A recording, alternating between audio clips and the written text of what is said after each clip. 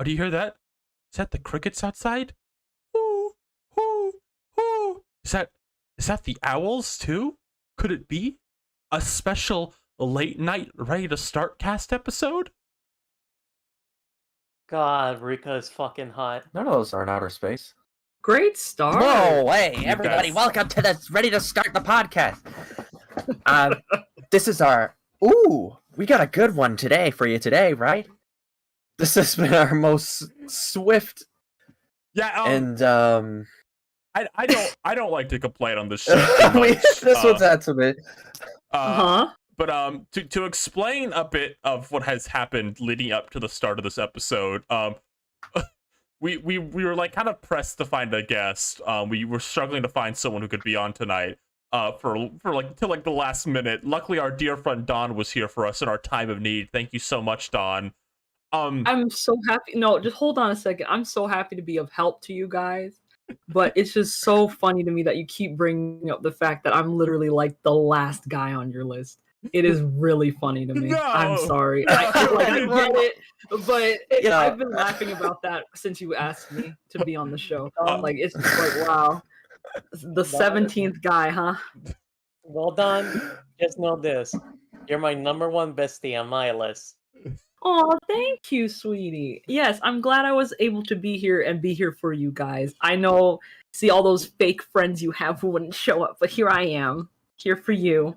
Remember that. And then minutes before the show started, I tried to fix the Patreon scroll text at the end of the show, and then it made the everything on screen shrink. And I had to fix everything. I had spent so long trying to fix it and nothing was fixed. And then we went live and I slightly moved my laptop to back it up so the fan wouldn't be too loud. And then I mentioned this during the Roblox stream. I kind of have a busted laptop fan right now I need to get into it. But if I touch my laptop the wrong way, like kind of a bit too hard, it will just start making like an ear-piercing noise. So I had to restart my laptop to start the show over again. It's been a fun one, but hey, who's trying to talk about Freebirds? I love talking about things. Anyway, you're a trooper. You're a trooper, Ryan. I'm Ryan Rivety. Who else is here? Should I put on my late night voice? Like, yeah, welcome to the late night podcast with me, Seep. I should have a special name for the show, you know? What? Like Castor Seep. I think you already got got have one. a title. You already have one. I always have a title. I think we dipped 5 viewers when you did that, by the way. My name is Seep. No, that was my late night voice. That everyone was tingling like Barry White ASMR. Everyone loved that. Yeah, ready to start the show. You know? Okay. Sorry. Someone else talk. Well, yeah.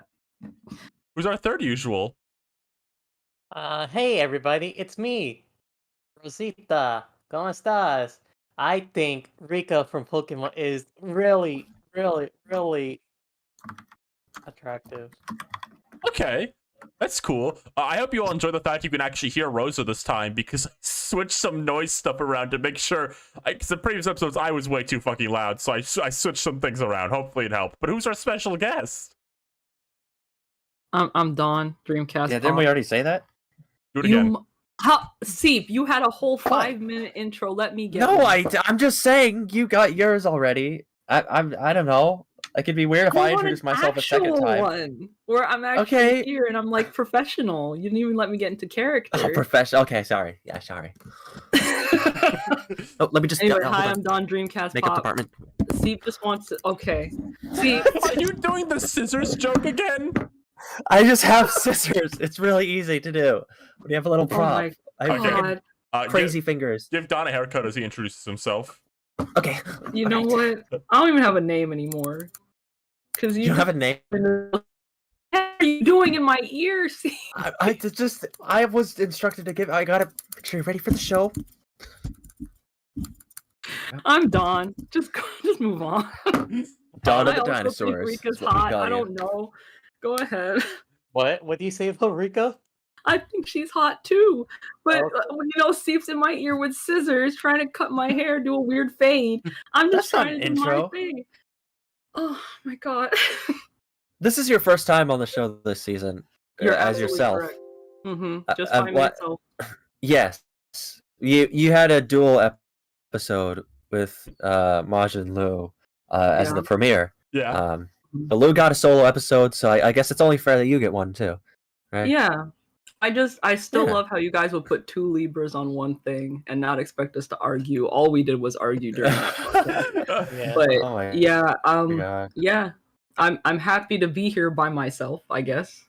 I have a lot to talk about. Do we want to talk about that stuff? How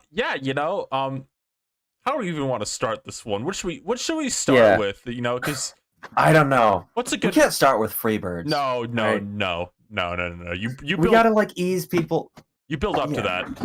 Mm-hmm. I'm putting this on screen so people know. I don't know. New Disney CEO. That's like a big thing that we probably have. Maybe let's start with the smaller one out of everything here. No? Do you want to talk about before I get us blacklisted from the industry by saying things about Elemental? Do you want to talk about Mario Kart? Yeah, sure. Oh, yeah. Okay. What happened? Remind me. What is Mario Kart? What is Mario Kart exactly? Well, you see, Mario? Have you heard of him? The Super Mario. You're talking Super Mario? Super Mario, yeah, Super Mario. Yes, I'm aware. I'm aware. Okay, so have you ever imagined him in a car before? Oh, like a sedan or? No, like a little go-kart, like you would see like at an arcade or something, you know? Yeah, I can. I have a memory that I can picture things in my head like that. He's spinning around. Yeah, and he kind of drives a little car, and this is his 8th time doing it. By the way, this is his 8th time.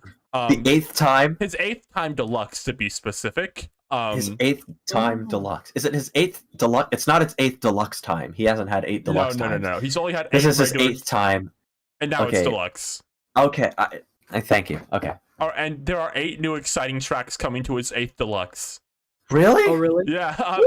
First of all, to all our fans in London, keep an eye out. Mario's gonna be driving down the way.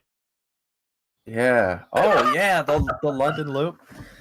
Yeah. I just looked at the fucking Mario Kart Wave 3 thing, and the first thing I see is Big Ben. That is so funny to me. It just means that London exists in Mario. That makes no sense. No, it does. They have a bunch of other cities in this. They have like New York, Sydney. What? Yeah, this has been going on for years. So then, if they have New York, what's New Donk City? No, that's New Donk City. That's not New York. They're different. Yeah. Mario can travel to different worlds. Remember when he went to your living room in Mario Kart Live Tour or whatever it's called, Mario Kart Live Circuit? Did not. I would not let Mario in my house. Why not? So something I really like about the London track in Mario Kart 8 is when this track was in Mario Kart Tour, it had no fog. But when they brought it to Mario Kart 8 now, they added fog retroactively, which I think is funny. To the British stage? Okay. Yeah. Okay. I get it. All right. Yeah. That's just more authentic. It's like it's like you're really there, you know? Right. Is it a 1-to-1 scale? Yeah, it's about the same. It's the exact same. Miyamoto actually went to London and he brought his phone out and scanned it all and put it in the game himself. Reminds me of? Yeah? What? It reminds me of that post where people heard that the new Silent Hill is going to take place in England. So it's about how a guy goes out by the new Silent Hill, goes through a foggy street, gets stabbed, comes back home, plays Silent Hill. Like real life. Also exciting in this pack is you could deal with the ramifications of the Berlin Wall existing in the Mario universe. That's fun. What? The Berlin Wall exists in the Mario universe and thwomps are on it and they fall down. Oh, okay. That's pretty cool. All right. That's pretty I'm awesome. glad that's happening. Yeah. I suppose. What? Okay. 3DS Rainbow Road is coming back, which is one of the 3 tracks from 7, I've realized that I realized something recently about Mario Kart 7. I kind of looked over the tracks that are in that game. I feel like none of them are really big fan favorites besides the Rainbow Road and like Music Park and the Donkey Kong track. It's not even the good Rainbow Road right here. What? No, 7? Rainbow Road? Are you talking about 7 Yeah, not being the good Rainbow? 7's like one of the best Rainbow Roads I've ever played it. I mean, let me reiterate. I don't Smash. I don't stay on Rainbow Road when I'm driving on it, so I just have a vendetta against it. Just in general, I do not like the Rainbow Road. That's just me. I can't it's stay so on the beautiful. I loved how it looks in HD now. We get the 3DS Rainbow Road in HD. Beautiful, stunning HD. It looks great. I think it looks great. It looks magical. Looks like you're going on a space adventure. That's what it's like. It brings me back to the podcast. You know, we should have a podcast on the Rainbow Road. Good idea. Why can't it be this one? Because Ryan, why don't you make a whole Rainbow Road and put it on the screen? You know, I'm gonna ignore what you're saying. I want to talk about something real quick. I know complaining about like the visuals of this pack is kind of overdone, and I think everything that's been said needs to be said. And they've gotten better for sure. I think the more recent ones all look fine. But I do want to talk about Rock Mountain real quick, which I think was absolutely massacred. Here it is in the 3DS version. It feels like, very like has a lot of artistic intent to it. Like it's got like grass and like it's got like this kind of grayish mountain. It kind of feels like an actual kind of like mountainscape you would go to maybe with like kind of some Mario flair. And then here it is in 8, where I think it looks like shit. I don't like any of the changes they made to this track whatsoever. I think they all look bad. That looks like a graphical downgrade. That does not look good at all. Into like call it tours first and then back to Kart. Right, yeah, because this was made for tour first, and when you put it in tour, I mean, I still think it looked ugly there because I played this one in tour, but it fits more there. In 8 Deluxe, I think it's doing it no favors to be alongside like every track in that game to look like this. Somebody mentioned that it's just plastic mountain. It does look like that. It just looks like plastic. Oh man, that looks really bad. Yeah, I think it's just a little stockish. Like it just kind of looks like maybe they're just trying to unify every single hill of grass in this game. Right. Because it just kind of looks like, I don't know, I feel like other stages in the pack just have this kind of look to them, and I feel like that's kind of, I don't know, it takes a little bit away. I like when they sort of keep some sort of like distinct identity between each of the tracks. Right. Yeah, I think that's kind of every track in these packs with any notable amount of grass always looks bad. Toad Circuit's puke green is pretty bad. Anytime there's grass. Yeah. Like Peach's garden kind of looks a little mushy. It's been discussed. Like compare like Boo Lake, which looks like perfectly fine, right? Like it's got nice water, it's got some fun lighting. Like this looks fine, and then you put it next to Rock Mountain, which is like globs of shapes. Real quick, I didn't process what you said about like Tour Berlin.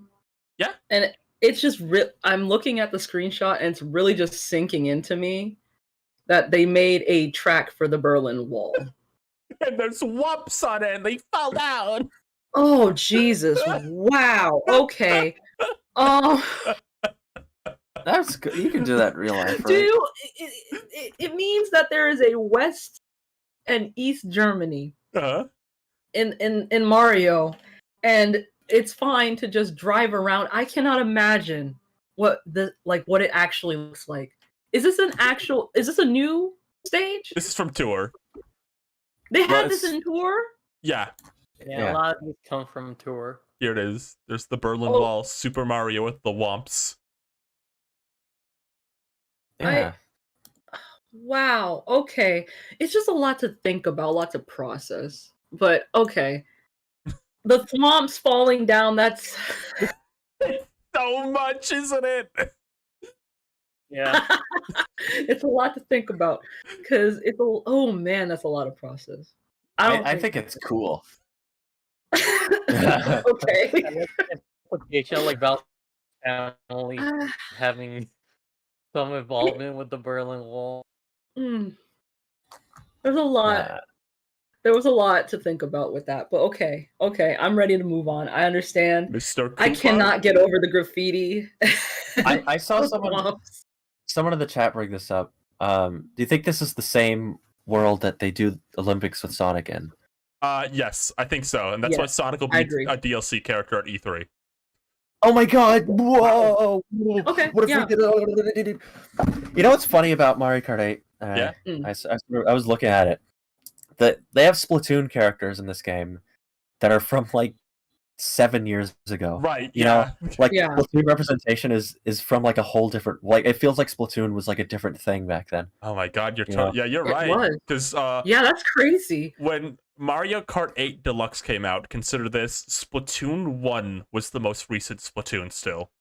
Mm-hmm.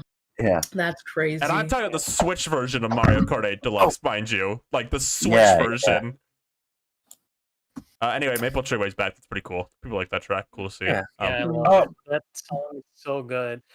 It's so good that it was referenced in like the latest Paper Mario game. That's right. Yeah, there's a reference to an Origami King. Wow.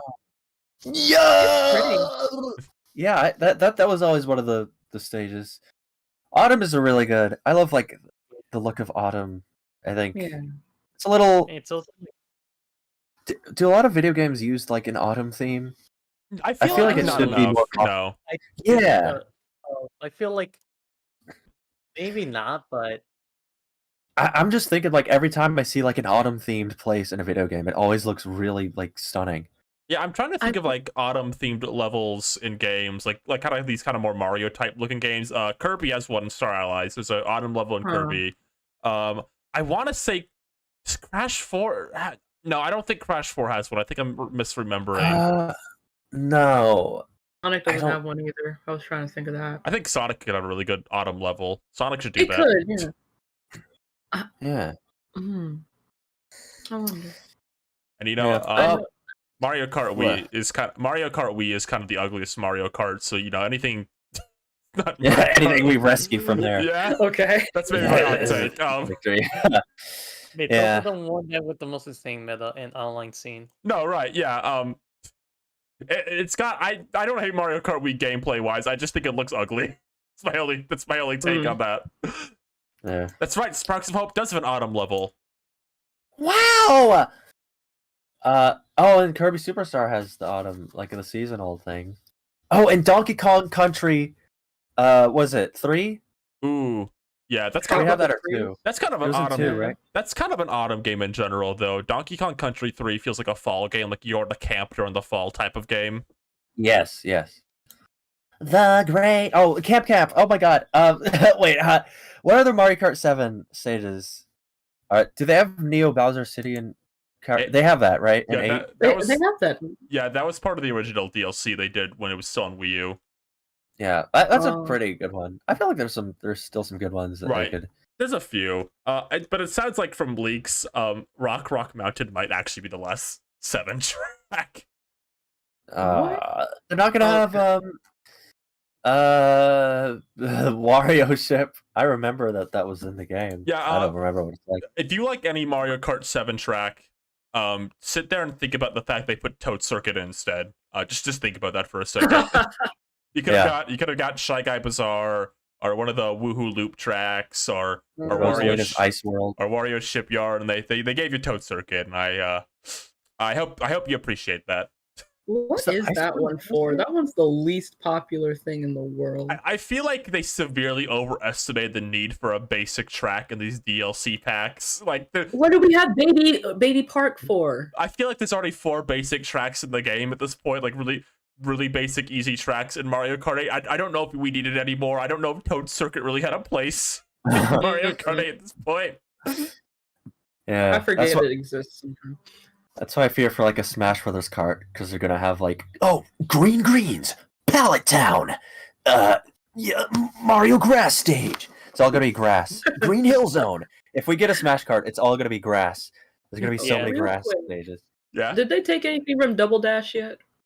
No, actually, there's not been a single Double Dash track in the DLC so far. So they're wasting Forgotten my time. era. The forgotten Mario Kart game. That can't be forgotten. It's the best one. Let's move on.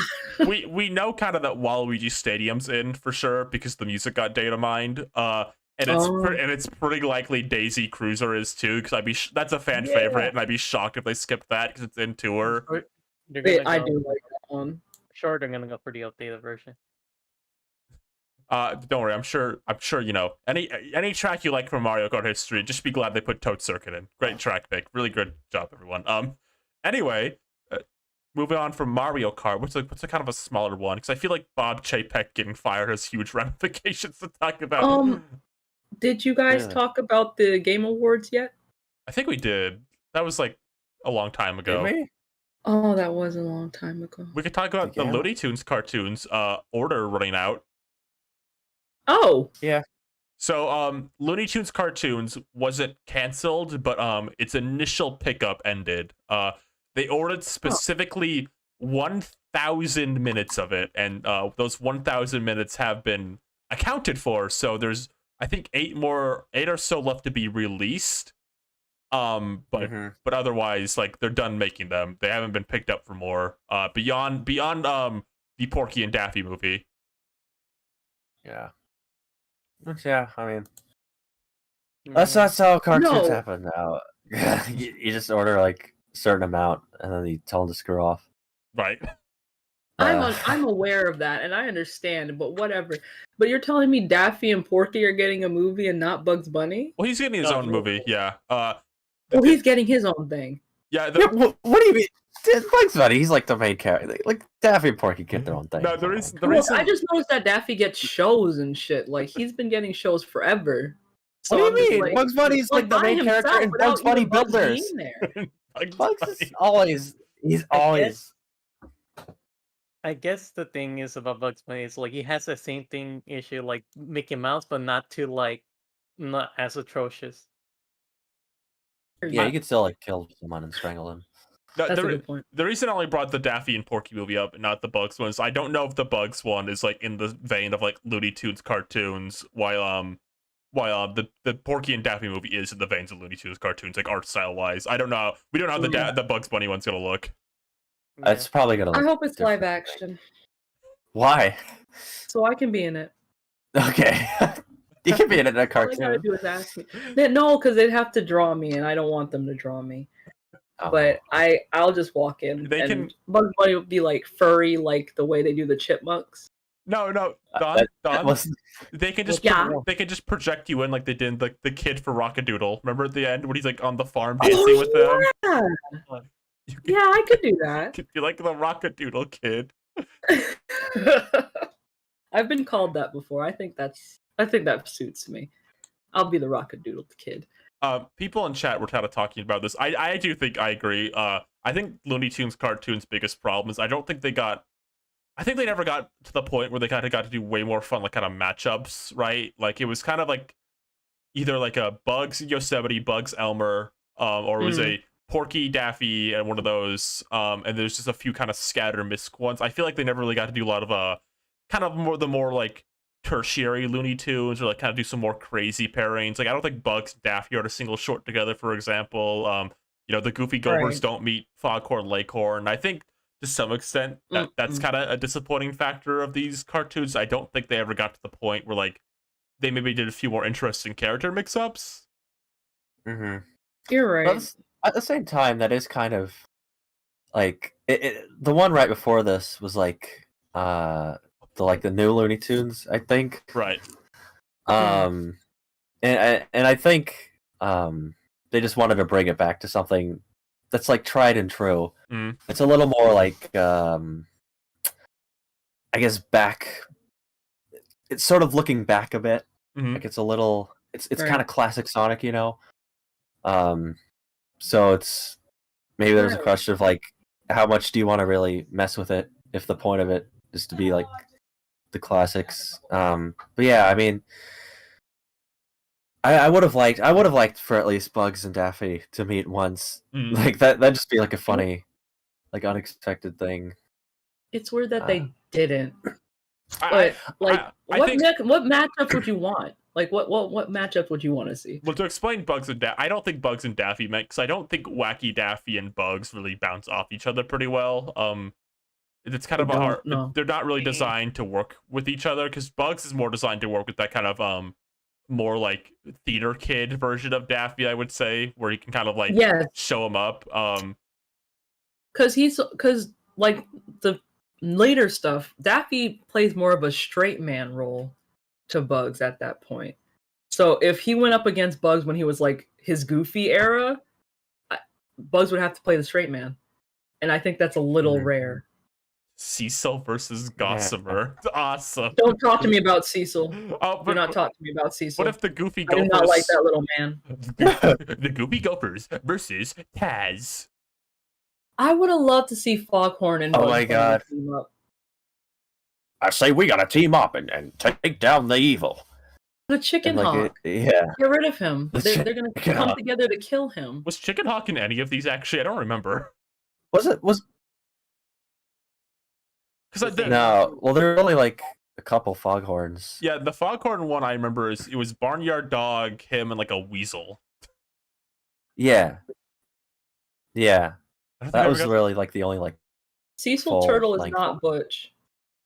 I'm sorry, I just saw something. No, hold on. Very upset. No, when I tell you I don't want to talk about this man, I mean it. I do not want to talk about this ugly little turtle. I do not like him.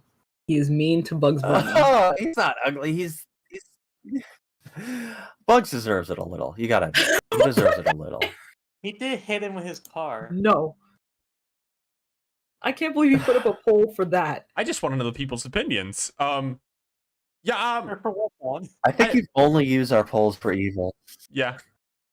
I think he does do that. I think the big thing now with Looney Tunes now that these are over is just where's it gonna go next? Because I feel like a lot of Warner Bros. In general, is kind of in a weird state right now. But like Looney Tunes in particular, like Looney Tunes cartoon was kind of the return to form. And there was kind of I thought like maybe they just kind of do this for like a long time. Because like the classic shorts went on for like years and years. So my thought was like, well maybe they'll just do this for like years and years. And they probably could because they're just shorts. But now that it's over, it's like I don't know what's next for the Looney Tunes. To be honest, I wouldn't be surprised if they just went back to the regular old cartoons, because I don't know what it is about them, but they're kind of timeless, so you can just play them whenever. So well I meant more towards like new projects and not like that's what I mean. I don't know if they'll try anything again, because they got like Bugs Bunny Builders in those two movies. They might do some movies. I think they're definitely gonna make news. What they're gonna do. They're gonna relaunch that live-action animated hybrid HBO Max show. Oh my god, that was promoted like 4 years ago. Remember that? What was that called? No. Does anyone know what I'm talking about? Oh, you know what? They're probably gonna live through Tiny Toons. There are projects coming out. Yeah, there's Tiny Toons. There's Looney Tunes Builders. There's like 3 movies coming out. There's like the Wile E. Coyote one. There's like the Pugs. I think they'll just do like a bunch of misc projects for a bit. To be honest, I think they'll be fine. Yeah. Looney Tunes will be fine. They don't need to do everything. Yeah, I mean, yeah. Do you think they're going to start doing crossovers with Disney again? No.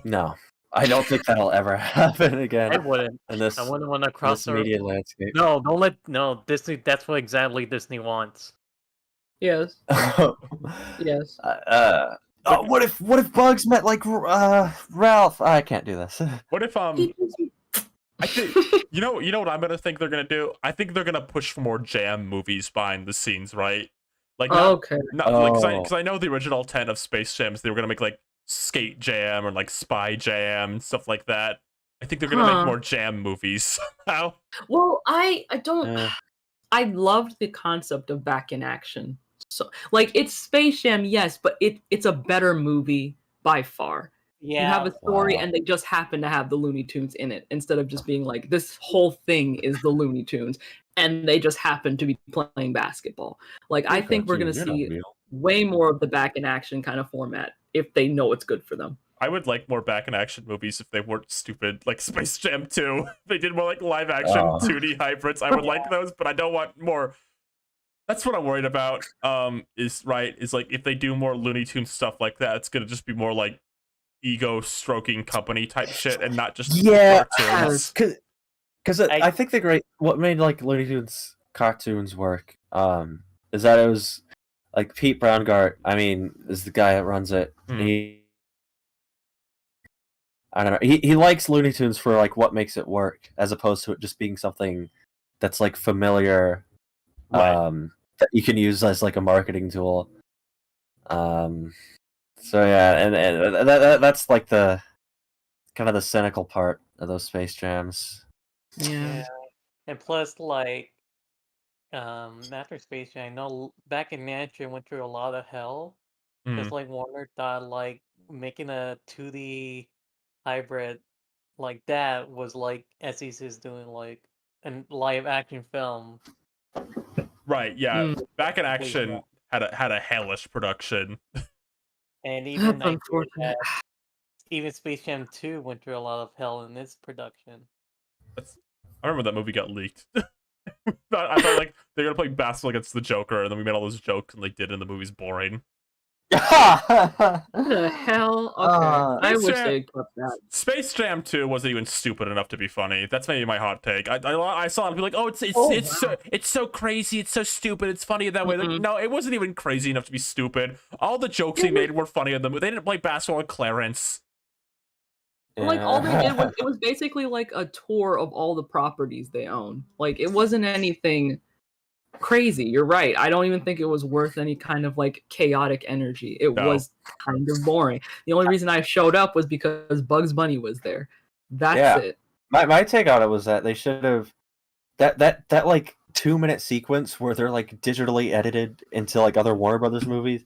I think they could have gone farther with that. Like honestly, I think it would have been fun if they had recreated some like sets, some famous set pieces from actual movies, and then alter them in like Looney Tunes sort of ways. Like then you could stroke the brand ego and do something like funny and interesting and new. Like they should have kept LeBron a cartoon. I thought he looked actually really good in the cartoon form. Cartoon, like, that would have been fun. Yeah. I kind of get the sense right when the 2D stuff started, they wanted to get the 3D stuff as soon as possible because that was going to be more marketable. Time for a little upgrade. Yeah, I do remember that. Yeah, but anyway, I hope things are bright for the Looney Tunes future. They'll probably put them in a Geico commercial. Yeah. Oh, wow. Ryan, you just ate me up with that one. Because now I know why they put Sonic in one.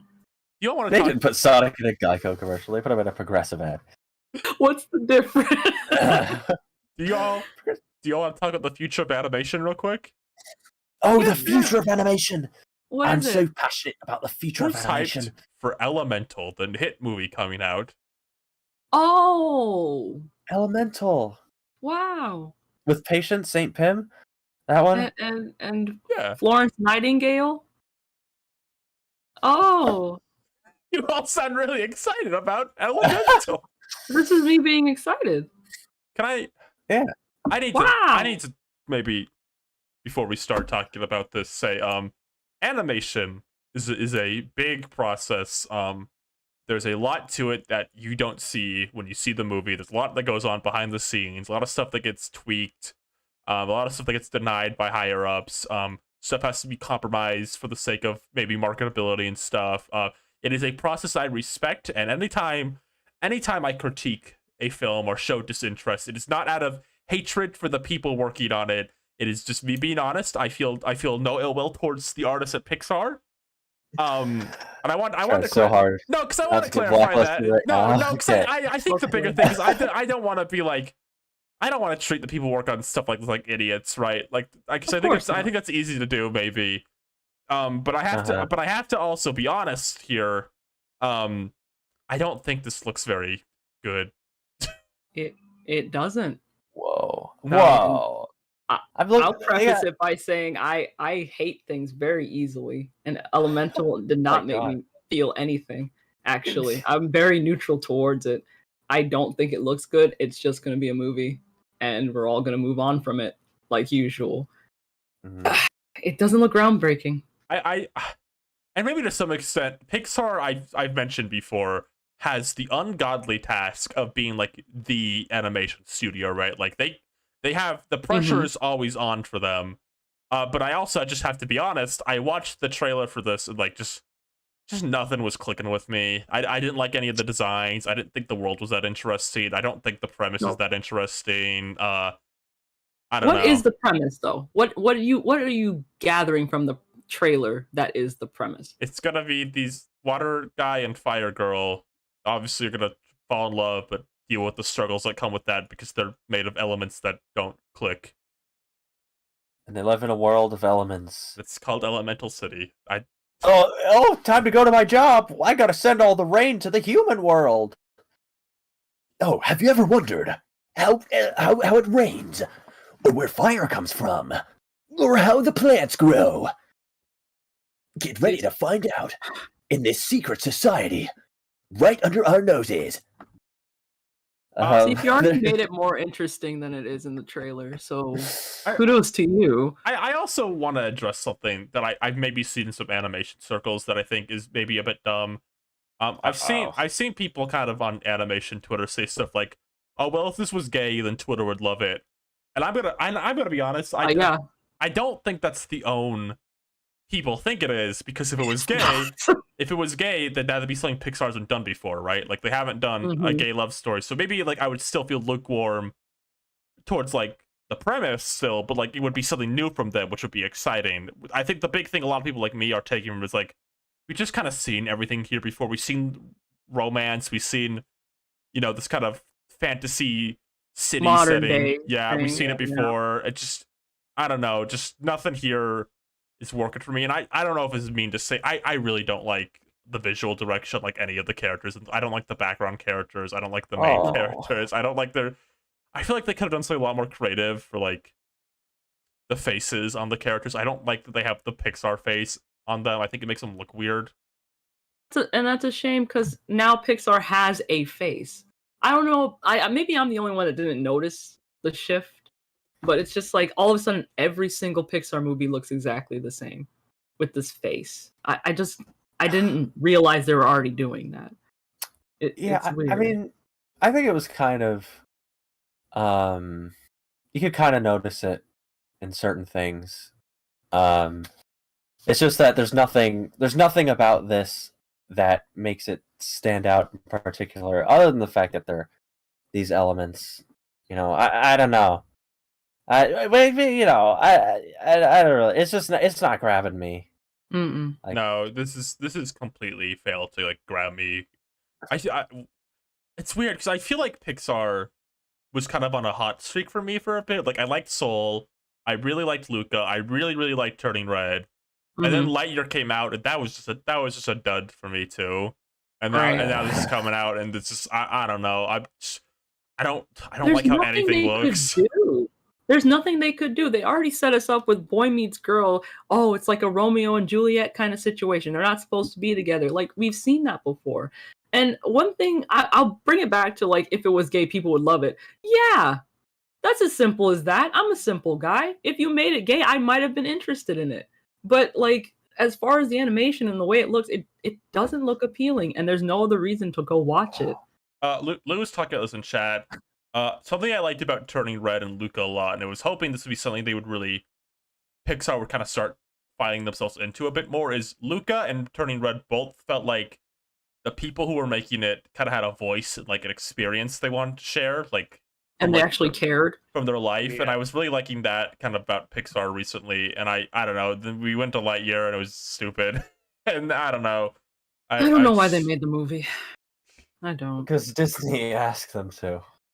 They need. Maybe that's the case. I probably no. I was gonna say, it was probably making them a lot of. Didn't that movie like not do that good? Lightyear. Yeah, Lightyear. So people like to say, when I say people, I mean alt-right people like to say that we did bad because there was a 1-second gay kiss in it. But I think the bigger thing is when you look at the poster for that movie, I don't think kids were gonna care at all. It's a bit too like bland looking. I just don't think it was marketed very interestingly for families.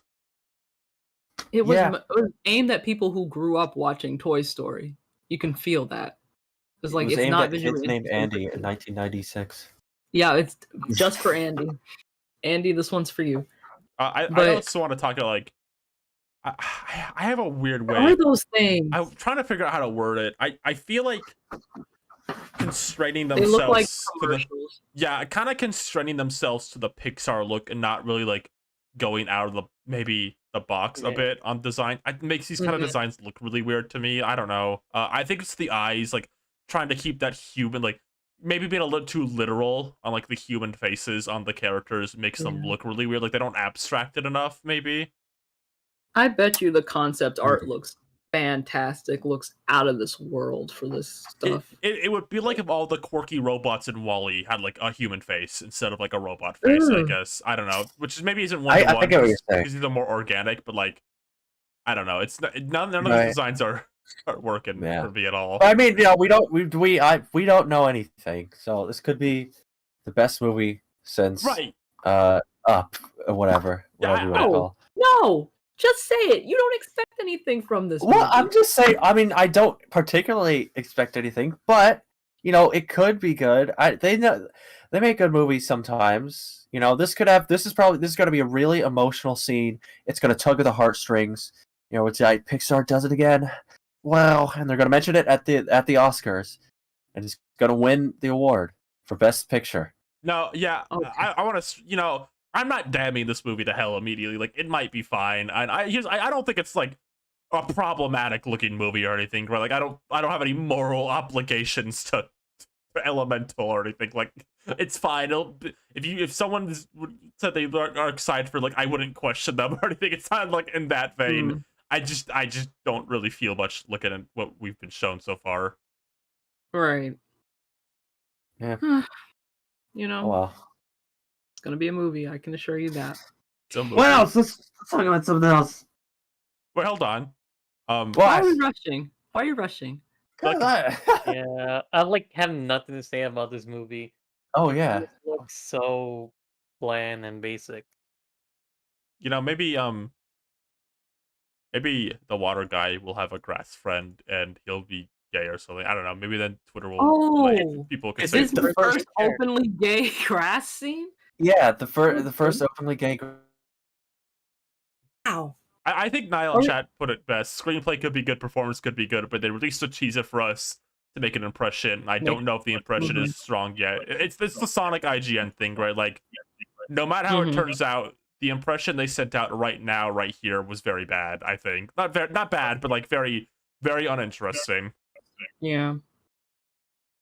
Are we gonna talk about it? What? The other movie that came out this week. What movie? For Pixar. Is that Pixar or Disney? I don't actually know. Strange World. Which I haven't seen that. Yeah, didn't that come out like today? Yeah, I didn't see that either. Yeah, I mean, we would have had to see it like right now. I would be watching it right now. I think that movie's gonna do bad in theaters. I'm just gonna be honest here, but let me level that with when it gets brought to streaming, it will find its audience. I'm sure. That's kind of. I know it's Disney. I just wanted to make sure we were all like we were just gonna sidestep into it because I was just wanting to talk about it. No, really? Lou, you got your chance to come on here. I'm gonna talk about it. This is our solo Dawn episode. We already did it, Dawn and Lou. I think beyond like the fact it was not being advertised super well, and there's definitely maybe some people that are gonna be weird about the gay character. I think maybe the idea isn't super marketable. I think this is gonna end up in the same boat like stuff like Treasure Planet is, where it kind of finds its audience after the fact. Is kind of what I'm feeling from this. Yeah. I don't know if it'll be quite like Encanto because it doesn't have like TikTok songs in it, right? That you can dance to. Hey, but I know I'll probably watch it at some point. Speaking I will be watching it. Speaking of Encanto, Bob TikTok, Bob Chapek, CEO Disney, got fired. Now, no, when you say that, do you mean he got fired or did he just walk out? He got fired. I've done research into this. He was definitely fired. He was doing what we can describe as an unsatisfactory job at the company, and they had to remove him. And the previous CEO, also named Bob Iger, is being brought in instead. Bob Chapek is an incredibly unpopular figure both inside and outside the company. I I know people who work at the theme parks really hate him because they don't think he understands like how to operate a theme park, and it's resulted in a lot of bad treatment for like Disney workers like at the park. They've been having a miserable time. I know people in the animation world really hate him. I know the guy who made Amphibia tweeted out like, I don't think I can stress how much people like in the company don't like this guy. Like it was like a huge thing that that he got removed. Bob Iger isn't some saint. Let's make that clear. But Bob Chapek was just, he made a lot of bad choices. He's worse. He doesn't understand a lot of things, I think. But that's the thing about it. I thought people didn't like Bob Iger either. So when I saw a bunch of people like rejoicing that he was back, I didn't understand. Like I know Chapek was awful, but I thought Iger was almost just as bad. I don't remember. I think a lot of what's happening with Iger right now is I think people are kind of some hindsight like, oh, Chapek was really bad. So I think Bob Iger is getting some more like kind of like in hindsight praise. Mm-hmm. I think it's like, maybe he wasn't that bad after all. I think the praise is less for Bob Iger and it's more disdain for Bob Chapek, if that makes sense. What did Chapek do? Like gone. What was he? What did he do? What were his top 5 crimes? I didn't really. Jesus Christ. I wasn't really paying attention. He did that weird Genie Plus. Right. That was him. He spearheaded that. Oh my god. Yeah. He kind of generally created a lot of like bad atmosphere in like the Disney parks in particular. Like I mentioned earlier, like workers really didn't like him. He kind of made their job really hard. He was really bad to like the animation department at Disney. He said only kids like animation. Yeah, and he he didn't put much stock into it. Right. He's undervalued them a lot of times. He just kind of didn't get it. Really. He's just. I'm trying to think of a way to word. He just wasn't a good CEO. Really. He was also politically abhorrent. That too. So yes. Nobody liked that. Oh my god. It's mostly because he was open about it. That's probably why people ended up not liking him even more. Yeah, he's. Wow. I do want to make something clear. I've seen this rumor past start. He was not the person who got Owl House canceled, though. That was someone else. That was like different. Different branches of Slaver. That was a screenslaver. Bob Iger, yes, he is. Bob Chapek. That's the Bob. They're both named Bob. The Bob who's should have figured that out before the Bobby who's getting fired is like apparently like a bigot, like really badly. Mm-hmm. All right, Bob. I hear going back to Disney. What's going on? What's going on with that? They need me for the Family Guy crossover they're doing. It's gonna be cool. Oh my god! I thought you said you were done with Disney. I thought you were walking away. I thought you were handing over the torch. Right when they pulled me out, they pulled me back in, Bobby. Bobby. Why am I Bobby? No, to be a bit more also like if you were kind of following the Disney's don't say gay thing, he was kind of at the lead of that. Like he was like he was kind of the main person doing a lot of that. Yeah, he's just not. He just isn't a good CEO or person, and I think he just got caught is basically what happened. That's it. He's that guy. I know more about Chapek than Iger apparently, but yeah. Wow. Bring Iger back in, I guess. I hope they get a different CEO at some point. Yeah. Which Bob am I looking at right now on the screen? That is Bob Chapek. That's the guy who got fired. Chapek got fired. Okay. Mm-hmm. Yeah, I would fire this guy if I saw him. They should get different freaking names. Did you? I don't know if people know this, but when he got on stage at D23 pretty recently, he was booed. Really? Yeah. He walked on stage for like the opening event for the show, and he was booed by the crowd, and it was really. Oh my god! But he was really That's funny. So embarrassing. No, he was really disliked by pretty much anyone who liked any form of like Disney thing. Oh my god. That reminds me of when in 4th grade, at like the end of the year, we were doing assemblies, and this math teacher, this really old, like cranky, like the generic like cartoon math teacher that like the epic main character will prank all the time. She got on stage and they like announced that she was retiring, and everyone started like cheering. But like all the kids around me, they were all like clearly like happy that she was just going to be gone. Literal fucking like recess Simpsons joke. Yeah. Yeah. I mean, when it's a human being, you kind of feel bad, but when it's Bob Chapek or whatever the fuck, it's we didn't feel like we were like 9 years old. She yelled at us. We didn't care. Yeah, no, I know. I'm not saying y'all were wrong. I'm just saying like Bob Chapek's not human, so it doesn't really matter. Right? Yeah. He's so abhorrently rich. I don't feel any sympathy for him. So who cares? Yeah, good riddance, bitch. He'll go buy a football team or something for the rest of his life. I don't give a shit about what happens to him. I hope he sees like a pelican on the way out. And so, Pelican? Pelican and a couple of seagulls. Oh shit! Like cheese in his like little cheese sprinkles in his like whatchamacallit in his pocket? like shirt pocket. Yeah. Yeah. He's gonna like he walks outside and he freezes and they're all around him and it does like a panic shot and it's like no! and then they're all just staring at him and he's like goes mine. And it's just like that. Nobody. It's like an emo reference. Move a muscle. And it just ends in like that one joke from Craig at the Creek. Which one? What joke? Which one? The one when they were at the beach doing the treasure hunt. I know the episode, but I don't remember what happens at the end. I've never seen that joke. Okay, they were trying to move a guy out of the way.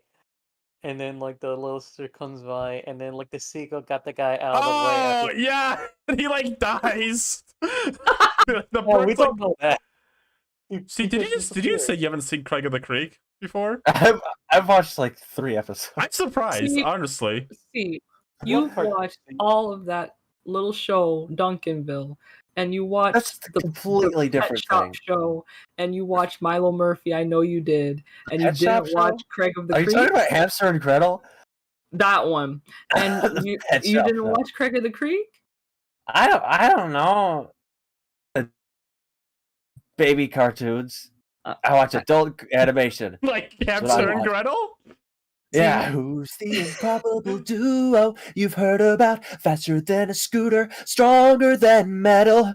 Who's a little girl and the domesticated rodent? Who's still standing when you see the dust settle? It's Hamster. I think I'm just surprised because I think you tend to watch like a lot of like modern cartoons. I know. No, just hold on. I really wanted Steve to get through that song so that way this stream could get demonetized. Everyone's bored me. I feel like learn your lesson right now. I'm sympathetic to him now. I'm Chapstick. Okay. Well, listen, I'm sure. I don't know. I kind of liked it a little bit. I don't know. I don't know. I don't know what it is really. I don't know what I don't know what it's like. I don't really know what the show is like. Well, who's a little black kid doing some funny shit in the forest? Yeah, I think that's great. But like I don't know. I never like it never crossed my path. You know, in this age of streaming, you never ever have to witness something out of your own free will. So it never crossed my gaze, really. I never deliberately sought it out because I don't really know much about it. Honestly, I really don't. You know, whenever you want to, there's a whole 4 seasons of television to watch, I suppose. It's a great show. See, even I, with my curmudgeonly self, enjoy that show. Okay. It's such a fun show. You gotta watch it, see. There's just a lot of good bits. Just a lot of jokes. Like a lot of surreal jokes I really like. I like that Jimmy Neutron episode. Like, you should watch it again. Maybe I'll get to it when I finish Scooby-Doo Mystery Incorporated. See, here you are watching Scooby-Doo Mystery Incorporated. I like Scooby-Doo. I watch a lot of Scooby-Doo. I do. I like Scooby-Doo too. Yeah. Scooby-Doo Monsters Unleashed. You have to go for the relevance to go defeat their evil bird. Oh, this is one of those nights, huh? No. We're chill. It's a late night podcast. Oh, it is late night. Yeah. Don't move. Don't move? Don't move? Yeah, don't move. Where are you? You're like far away. Is Rosa like going away? So we have to pause the show. Left. Okay. Nobody say anything. Nobody talk about any new topic. We don't have to talk about a new topic. I still want to grill you for not watching. This is no. This is not the friendly guy. Wait, hold on. Folder. You got your Wolverine folder? Can't find my Wolverine folder. Oh no. You have a folder? What? For Wolverine. Yeah. Was I supposed to know this? Yes. Do you all know about this? Okay, everything's Are you fine. getting a folder? What are we about to? Are you getting? Do you got some files? I got some files on this new case. Oh, yeah, I found it. Okay. So my Wolfmoon folder is a folder. It has stickers in it, Yeah. and that's it. Okay. Cool. Anyway, finally I You get told us to stop. We just stop the whole show so you can find a folder that has stickers in it. Are you gonna See- put them on it? What? I'm sorry. Don't talk to her like that. I'm sorry. I know. I should. I don't know what's it. She had a Wolferoon folder. Yeah, She see, needed it's her she needed to Wolferoon find folder. it. It's Okay, simple as It that. has her stickers in it. Oh my god, it has her stickers in it. Seep. Yeah, Okay. I'm looking. I'm getting more soon. No wonder they were booing you Yeah. like Bob Chapek. Chat just a Yeah. second ago. I was gonna call you something mean, but I'm not gonna do it no more. Don't call it to me. Say it. Say it. Call me that. No, Say I it. don't want. Say it on Okay. record. It's alliterative, so I was gonna call you a Duncanville dunce. It's like Don't- that's actually kind of good. Oh my I won't god. do it. You're my friend. I Anyway. want recommend me like one like episodic like just Craig of the Creek episode. That'll Oh my make me god! I love it. actually do have Feel one. There's one where Static Shock's voice actors in it. He makes like a big cardboard city and invites Isn't he Craig like in. every episode? Well, he plays a character that shows up a lot, so technically, okay, yeah. right. But yeah, I would recommend that one or the one with the magical girl in it. I like her. That's a good one. I think you would really like the episode where Craig and his siblings get like locked out of the house during like winter. That one's really Oh my funny. God. That one's really funny, I think. Yeah. Okay. Yeah. I'm open to it. Clarence is one of my favorite shows, and that's like a little kid baby cartoon. I wouldn't. Something about Clarence. It just feels more like every day. Like you walk out of the house and you see kids like Clarence. Craig, it comes off as more whimsical. Mm. Right. I mean, utopia. yeah. I'm just saying I'm not like above enjoying a little like kids rule. Yeah. Yeah. Isn't like it's more it leans more to like Kids Next Door kind of Right. way It's it like an works. imagination show, isn't it? Like they have like a fantasy world. I remember, Sort of. I remember Tyreek described it kind of like a Recess, where it takes place in a world that is clearly like our world, like very like grounded, but the heightened imaginations of the kids, like their perspective, kind of like exaggerated a bit. Like Yes. it's very clearly our world, but like their perspective on things like heightens the world. Yeah. Yes, Yeah. yes. Okay. That's why you're not That's exactly. actually a sure great that- comparison. Yeah, that's why you're not exactly sure if like that guy died after. I think he did die. He dies in the eyes of a child. That was just Someone their brought up Bluey. Can I have a Bluey segment? You wanna- Everyone can ask one question about Bluey to me. Okay. What is your favorite? like Bluey. What's your Huh? favorite Bluey theory? Bluey theory? Oh, I like Yeah. the miscarriage theory. Okay. Shut up. What? That's We're a not good doing- theory. I think that's a Why good do you- theory. What is wrong with you? No, Okay, that's a good so my theory. thing about it, Bluey. So my favorite theory about Bluey is that her parents actually just everything they do, if they're actually doing it, they cannot control themselves. Like when they were actually making, like when Bingo was making everything heavy, that was actually Yeah. happening. Like she was making okay. people like really heavy. So they're just like, man, our kids are out of control, and they can't even call for help because they're out here like shaking their asses in public. And, yeah, any more questions about Bluey? This is very important. I want to talk to you about the miscarriage theory. I watched the Bluey iceberg. Fuck you. What the hell are you talking The about? theory that Bluey's mom had a miscarriage at some point. You don't, Don. You got to know this as a big Blue. Yeah, You're it like a was big on. Bluey It fan. was on the Bluey iceberg. Yeah. I watched the Bluey iceberg because it's about a bunch of people being cynical about Bluey. No, Bluey's it's not a fun cynical. show. No, I've watched Bluey Theory. I watched it. And they treat it, they treat the topic very like respectfully and seriously. And I think, if it's true, I think it's a good theory.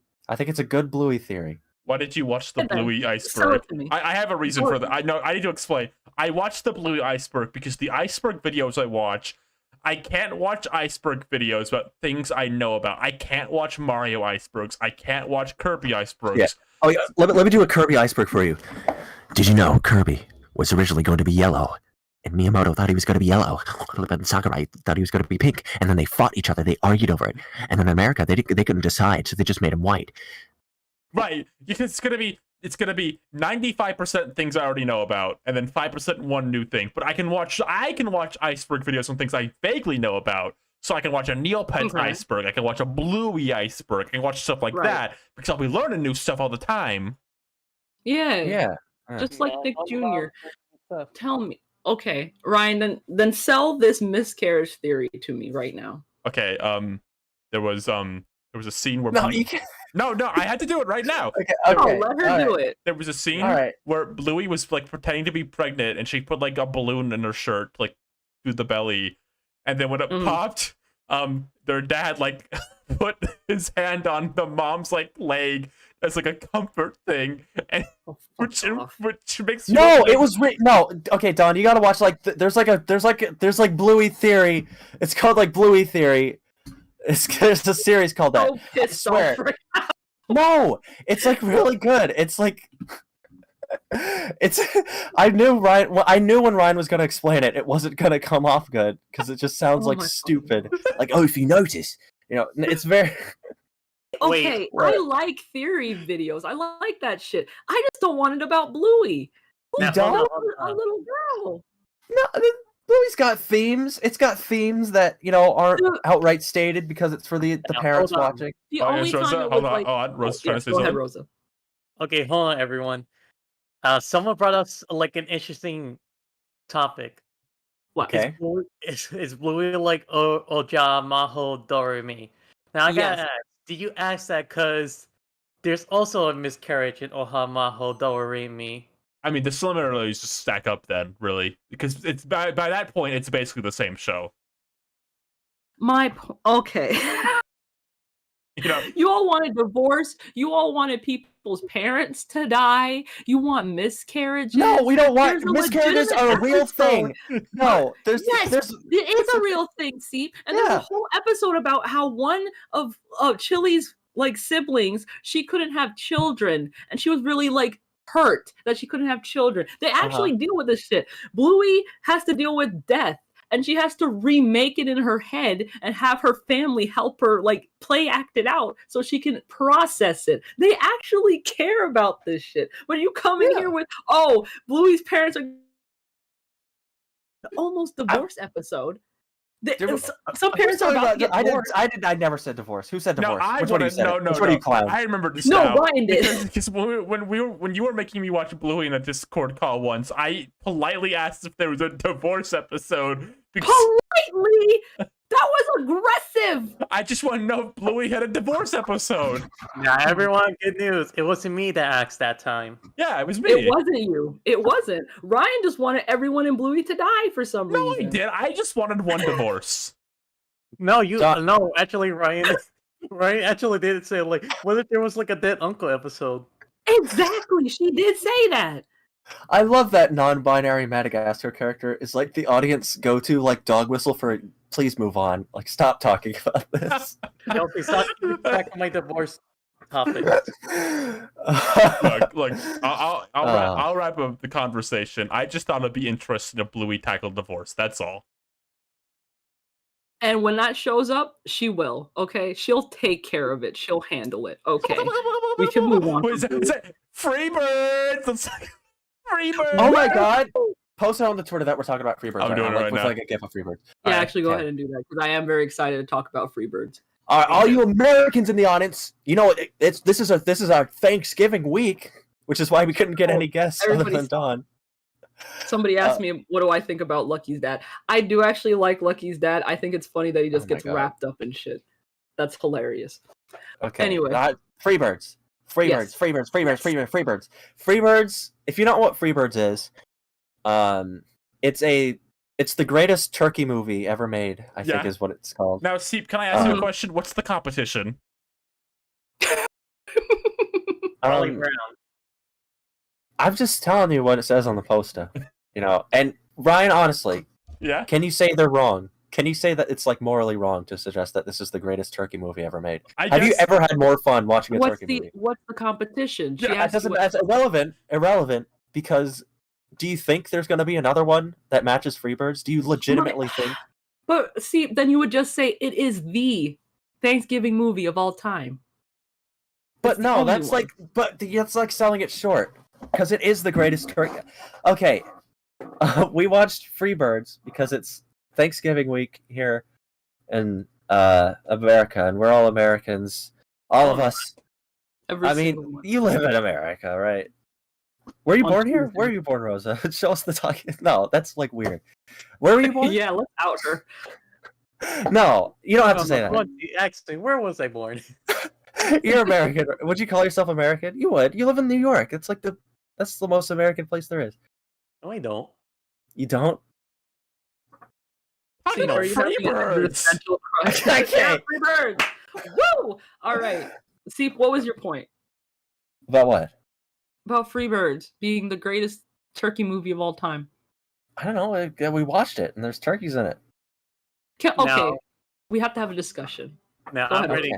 Hold on. I want to add in, like, a compliment to this movie. Mm-hmm. This movie has more LGBT representation than whatever Disney tried to put out. 100%. I think you people might be saying words right now. No, we're not. We're not. This is the topic. We're gonna tell you not just any words, but the Freebird words. The free words. Yeah. Here's the thing about Freebirds. I think the first like 20 minutes of the movie are actually pretty funny. It's kind of just this weird, surreal, weird turkey break-in comedy for the first 20 minutes, and there's like a really good energy to it. Yeah. What kind of energy, dear? What kind of energy, huh? You sound so tired, but answer her question. Can you put that GIF? Yeah. The one where he gets his butt. Yeah. Send it in Discord. It is for the first 20 minutes of the movie, an awesome homoerotic turkey break-in movie. Mm-hmm. And it's actually pretty funny. It's consistently pretty funny in the first 20 minutes. I think they bounce off each other well. There's a lot of funny jokes. I like the one where the girl's showing the turkey around. It's and that's the guy. He's getting a divorce, and the guy just turns away. And it's just sad. This is really dumb gag where he tries to flick a nail at something to get it to bounce off, so he just ends up hitting the other turkey in the eye. And he starts screaming. I thought that was pretty funny. That was pretty funny to get me. I want to talk about real quick how that little girl could have been so annoying, but they put her to sleep every 5 minutes, and that was just weird. I've never seen that in a movie before. Very powerful. She was really, that was a funny character, the little girl character. She'll just say I'm sleepy now, and she'll just pass out unconscious, and that's all she has. When she's done, when they're done using her for the scene, she just falls asleep, and then we don't have to worry about her. That's the animators and the writers just wearing it on the sleeves. We're not going to do anything with this kid. So she goes to sleep, no matter what. I love that. Lots of laughs in this movie. My kids loved it. Thanks, Niall. What is with Niall always saying something? Niall, how many kids do you have? What? Niall has at least 8 kids, actually. I think when the movie goes back in time, I think it loses a lot of steam. If I'm why being does it go honest. back in time again? Why does that happen? Well, Steve, you want to know why they go back in time? Yeah, where do they go exactly? Well, Steve, I don't know if you've heard, but they're going back in time to the first Thanksgiving to get turkeys off the menu. They're going back in time on the first Thanksgiving to go second base. No. Oh, girl. But yeah, as you were saying though, because we get a lot of so the main turkey character, the scrawny Owen Wilson one, right? His name's Reggie, I think, and his comedy partner is the big buff one named Jake. They're very touchy. Jake's touching Reggie a lot, and they're being very close. No, and he's not intimate. just touching Reggie. Please understand. He is like stroking him affectionately. Yeah, no, I don't mean like they're like bumping next to it. Like he's like putting his hand on his. They're putting their bodies close together. And once we go back in time, it kind of becomes like a generic like animated kids movie. It sort of becomes the nut job for a bit. It becomes like a weird, sort of generic plot. So of course Reggie has to get a female girl turkey woman love interest. Oh, do you want to talk about her running gag they give her for some reason?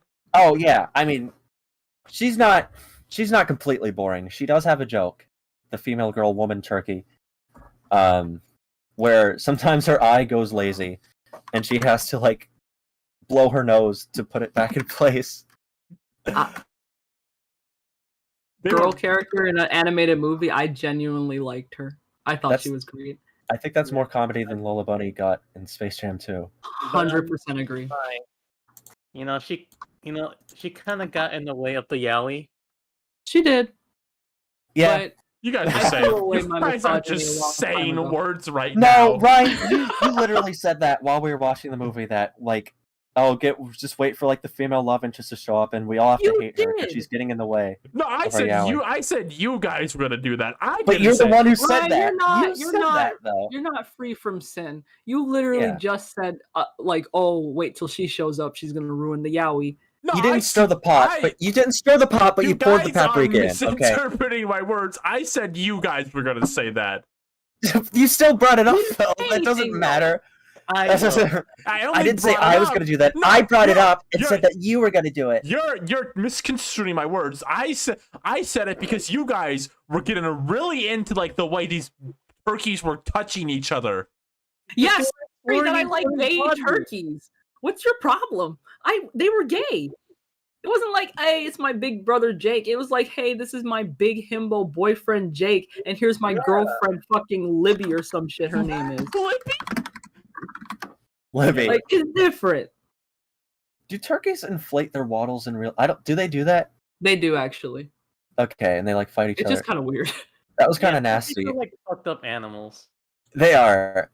They kind of tone it down a little bit. Like they kind of make them cute. They make the little baby turkeys cute. Turkeys are kind of like freaky looking. When will Ryan draw Freebirds Yaoi? 40 patrons. Get to work. Get the patrons out. Let's go, everybody. Listen, it won't be just Ryan. It will be me too. I will draw 10. Girl. You would draw it for free. I know. 40 patrons. I'll draw like 10 of those. Okay. I'll take draw 10 of those. Honestly, anyone who hasn't seen Freebirds, you can just like shoot questions in the chat right now if you're just curious about anything about this movie. This is kind of an open forum discussion right now. Yeah. It's sort of hard to like. Can I talk about the worst part of this movie? Okay. Yeah, go ahead. I'm not scared. I think if they brought Chuck E. Cheese pizza back in time and gave it to the Pilgrims would murder the turkeys on the spot. Chuck E. Cheese pizza is pretty good. Don't say that. Don't say that on our show. You got to run that by someone before you can. You can't just say that. Is there any valuable Freebirds Yuri? The only two girl characters in the movie are the little girl who goes to sleep and like the girl female turkey character. That's it. It was really made for me, the guy who just wanted to watch gay birds. Oh my god, there was when they first go back in time and meet like the other turkeys, they had these two turkeys that were clearly like, if you've seen any like animated kids movie, right? There's always like the comic relief, like side talking animal characters, right? One of them was like, what's that guy's name? Fucking, his name was Furley or some shit like that. No, the actor. He was in a lot of stoner comedies. Cheech, yes. Cheech Marin. Yeah, Cheech Marin played one of the comic relief birds. And you think, usually when you have that kind of character in those movies, they're there to like spout one-liners, throughout the story. They're there to have all the funny moments. But like they get kidnapped, like in the first 5 minutes of going back in time. So they have like a Cheech comic relief side character that doesn't really get to do anything. I thought that was kind of weird. This is just a little oddity. About how subversive this movie is, though. Don't call it subversive. The hell! like the funny characters are kidnapped and you don't see them. The girl character is actually funny. They're two gay birds. You're forgetting about Ranger. Yeah. Reggie's a piece of shit, and we should throw him in the garbage. It's subversive. Keith David Turkey dies. Yeah, Don, did you think it was subversive when we found out that the girl love interest character was the daughter of the chief, and he's kind of stoic and serious, and then he dies. He heroically sacrifices himself, and it creates a third act low point before the climax. Was that were you surprised by how subversive all that was? See, don't ever talk to me like that again. I think this is. I'm sorry.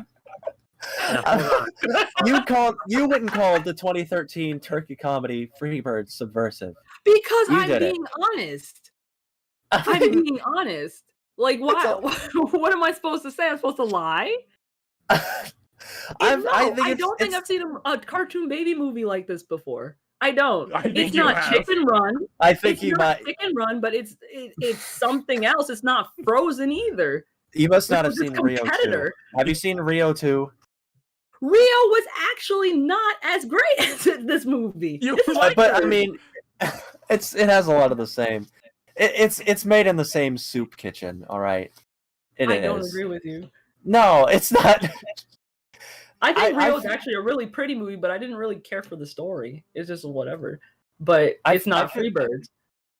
I feel like this movie, a lot of the comedy comes from it being like kind of generic in the middle.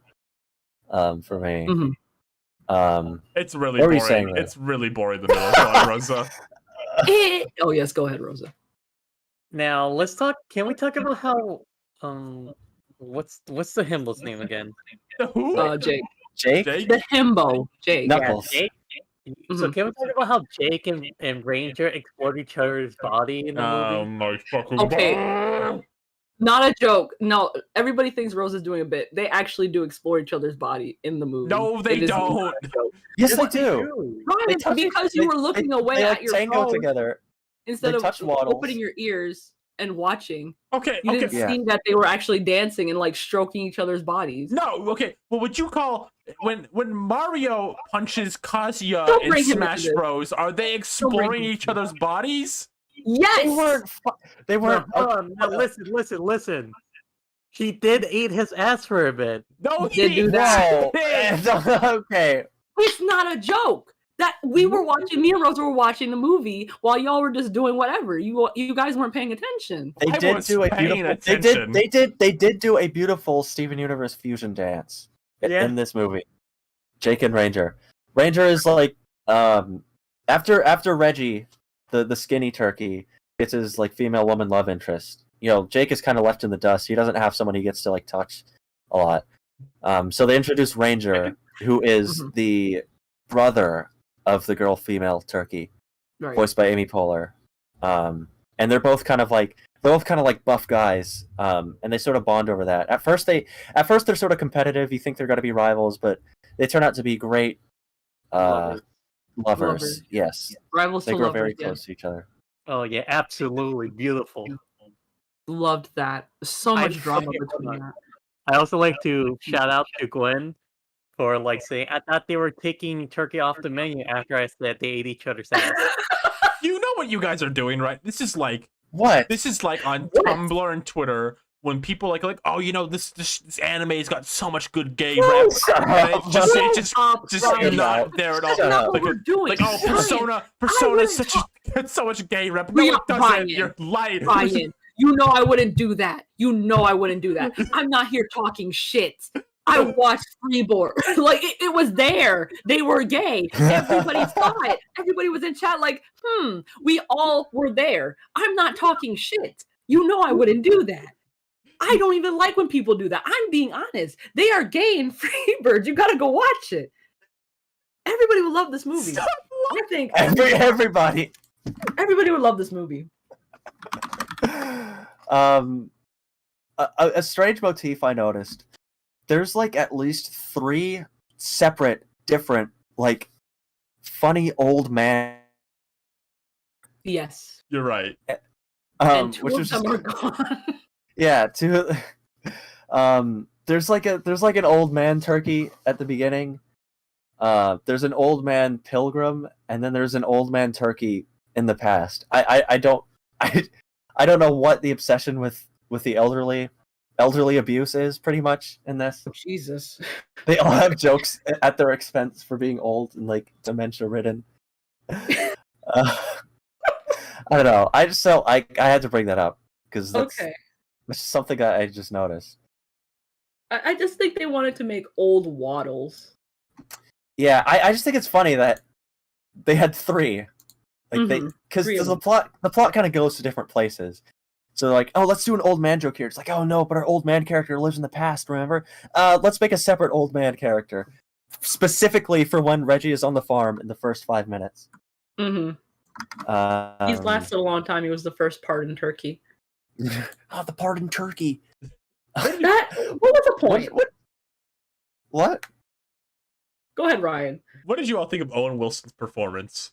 Yeah, I was going to bring that up. Talking about him because I want to talk about Woody Harrelson's performance. You kept bringing up that you were like, that's Woody Harrelson. What? You were like so shocked. I couldn't believe it was him. He did a really good job. You really disappeared in the role. Yes. Yeah, I think he did do a good, especially next to Owen Wilson. Owen Wilson kind of. He did fine. You know, I didn't hate his performance. He was fine. He did a fine like celebrity actor in a kid's movie kind of voice, but it was a little like, I don't know. He was kind of slacking. He was next to Keith David and Woody Harrelson as Jake. So I mean, you know, I wasn't too blown away by Owen Wilson's. I'm the pardoned turkey. Wow, pardoned turkey. Oh my gosh. Now it's pizza and TV all day long for me, baby. And then he goes inside the time machine and it flies into space and he goes, ah! The first 15 minutes is product placement. I don't understand that. Is there product placement? There's like the Chuck E. Cheese. What else is there? But he orders Chuck E. Cheese every time. Yeah, I mean, that's just throughout the whole movie. Whenever they have pizza, it has the Chuck E. Cheese logo on it for some reason. Even though they didn't do delivery at that point, they do it now. I think they do it now. Yeah. So this movie was ahead of its time. I guess maybe it was subversive because it had Chuck E. Cheese delivery. Now I gotta say, no, I could see why Reggie loves Chuck E. Cheese pizza because that's like the first thing he tried, the first slice of pizza he ever tried. You know, it's like giving a Victorian orphan Chuck E. Cheese pizza. Yeah, and you're like, whoa, this is the best thing ever. Are you about to go on it? Are you about to go on like a New Yorker rant about how like the place down on 24th is like the real? That's the real stuff. Once you try that, if Reggie tries that, he won't want American. What? If Reggie tried the pizza, like Luigi's Pizza on 24th Street, he would have exploded. It would have been so good. Yeah. Hey, you know what, guys? I will. What? You know, I'll draw Freebirds Yaoi if you get Freebirds #Freebirds Yaoi trending on Twitter. Trending? Yeah. You gotta get like 50,000 people. Yeah. 40 patrons into it. Yeah. That's not worth my reputation. No. Yeah. What the hell? You repped Duncanville for a year, maybe even more, and you can't do it for Freebird? What did y'all think of the ending of this movie? I hated What happens? You hated it? Well, those are some angry birds. I was so mad. My internet cut out for like 5 minutes right when that scene happened. And I missed when they said, those are some angry birds. That's the best part of the movie. I've noticed that I feel like they tried to get the Indians in this movie as little as possible. Yeah, it was definitely. I think it was a sensitive point. The less they're in, the less you have Native Americans in your animated movie, the less opportunity there is to do something really abhorrent and offensive. Which is why Pocahontas is the worst Disney movie. Disney princess movie. Right. I see you didn't like Colors of the Wind. That's like the only part of Pocahontas that people can really reference anymore. Because there's a lot of other stuff that's... I don't know if people can look back on it too fondly. They don't. I'm one of those people. Yeah. But yeah. I mean, they kind of have the turkeys. Oh, what undomesticated turkeys of the past. They're kind of the Native American stand-in, kind of, because like the pilgrims are like hunting them and like scorching their home. But it's just abstracted enough to where I think parents won't get angry. Right. Instead, the outrage around this movie was over like promoting veganism or whatever. Were they even doing that? No, but it's like that Fox News thing where like you sort of sensational, like the M&M's thing. Right. I think it's just kind of like that, where you just kind of have you gotta have a piece to run to make like people angry at media or whatever. Because he came back with that pizza. It had all kinds of animals on that pizza. So yeah, they invented anchovies. And anchovies on pizza, yeah. Oh, this is delicious! Wow. No. The chief said, this tastes like sticky socks, and they said, but at least it's better than my wife cooking. So like, the part where like the kid in like a white plain T-shirt says something, and then the woman next to him was a pilgrim goes, "Shut up, fatty! Hey!" Yeah, that was fuck. What was that? Shut up, fatty! Shut up, fatty! Like, what the hell? We spent the whole movie being subversive, and then they bring that shit in. It was just rude. I don't know why she said that. There's just a random like pilgrim woman at the end with like literally like Pinocchio from Shrek voice acting out of nowhere. That was really weird. That kid that shows up at the end, that's like a reused model from the beginning of the movie when they're in the present and like the turkey's getting pardoned. And they didn't even change his clothes. I think he came back to the past. Really? Would they let that happen? No, I thought they just let the pizza guy. They let the delivery guy come in. Because he's a necessity. That kid was an idiot who only appeared in the first 2 minutes. Who was made to be a background character. He walked onto Steve. Are we gonna talk about Steve? Steve. I don't know the names. Ryan, you see how you weren't paying attention to this movie and you didn't get any of the homoerotic subtext? Because the egg voiced by George Takei who goes like, "Oh my." Yep, he gets one in. Yeah. In case you worried he wouldn't. Yeah. He was. Did you have anything to say about him, Don, or you just want to bring him up? I want to bring him up. Okay. That's fair. Was stupid. Hey, can I show you all real quick the saddest image of all time? Yeah, sure. Sure. Okay, I'm gonna put it on screen real quick for chat to see. Here is a look into real quick my purchased films on YouTube. Oh my god. Yes, let's see it. There it is. Yeah, that was a pretty funny sight. This is the only media you consume. I think that's very powerful. Uh-oh. Yeah. People are coming in for the Yaoi now. We gotta deliver. Oh shit. I was talking garbage. I didn't know any of this. People are coming in for the Yaoi. I can make some shit up. Can we put this image of Ranger and Jake? Oh, okay, it's on the screen already. Okay. Yeah. Okay. God. I mean, there's plenty of Yaoi already. Just look at that GIF of Jake's glutes. All they want to do is that. All they want to do is talk about that turkey's ass. We don't know why. It's just what it is. I will say, they did. Did they refrain from? They did. I think they refrained from any cloaca humor, right? Yeah. There's no cloaca humor in this. Another subversive thing, because even that movie where fucking Will Smith turned into a pigeon, they bring it up. What can you really call not having cloaca humor subversive? In a bird movie, yes. I just don't think that's true. Every time they have a bird movie with the kids, they always bring something up to go right over the kid's head, and then the parents are like, the whole time. That's what they'd have that joke in there for. This one did not have one. Why did they do that in Crash 4?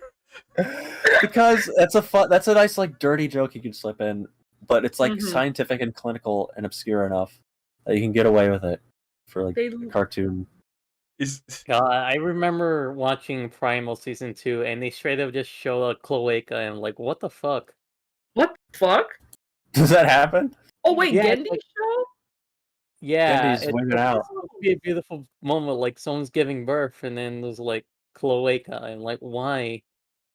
Oh my god. The fuck? What are you? Do you guys have anything more to say about Freebirds? Do you want to move on, Ryan?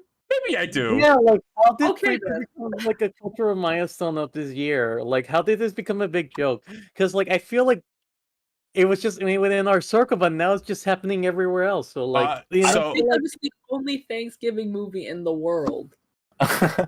So I think the best explanation for this is that the movie's almost 10 years old, meaning a lot of kids saw it in theaters, so they're old enough to be like, remember that, and joke about it. And that's why Freebirds kind of became a joke in the last year or so. I think also like a year ago, that one scene where Jake's like, we're going back in time, it became a meme. Really fast. It did, yeah. I think it's just it's becoming traditional for people, just because that is a very funny scene from the movie. Yeah, I also like how someone made like a Jake mod for Sonic Roboblast Kart too. Where can I get that? I don't know, just look it up in the forums or something. Yeah, that looks pretty cool. Anyway, any final thoughts on Freebirds, you guys? Any no, Ryan, you don't have to ask. If you want to go on, we can go on. No, yeah, I don't know. I don't know about the gay birds no more. We don't have to. I thought you had fun. But I guess you didn't. I guess you hate Freebirds, Ryan. I just think you guys are lying. What? I'm not lying. How do you want the discussion about Freebirds? I want you to be honest. It's a 6 out of 10 kids movie with no Yaoi in it. Are you really that upset that we're... You're not looking at it through a queer lens. You're not doing any kind of analysis. You don't understand the You are screaming. You know, it's a movie. It's a movie about. Okay, it's a movie about being different, feeling like an outcast, and finding your place in the world. And if that is not resonant with the LGBT community, then you can just leave. All right. Why did you tell Ryan to leave? She's not gonna leave because she agrees deep down. She does agree. I can tell. Before we move on to like what we played or watched this week, we addressed the fact none of us saw. I almost said Freedom Planet, Strange World. None of us saw Strange World. You're right. I did not see it, but I know Jabuki is in it, and I would love to see it next week. None of us have played Pokemon yet either, so we're probably not going to talk about that.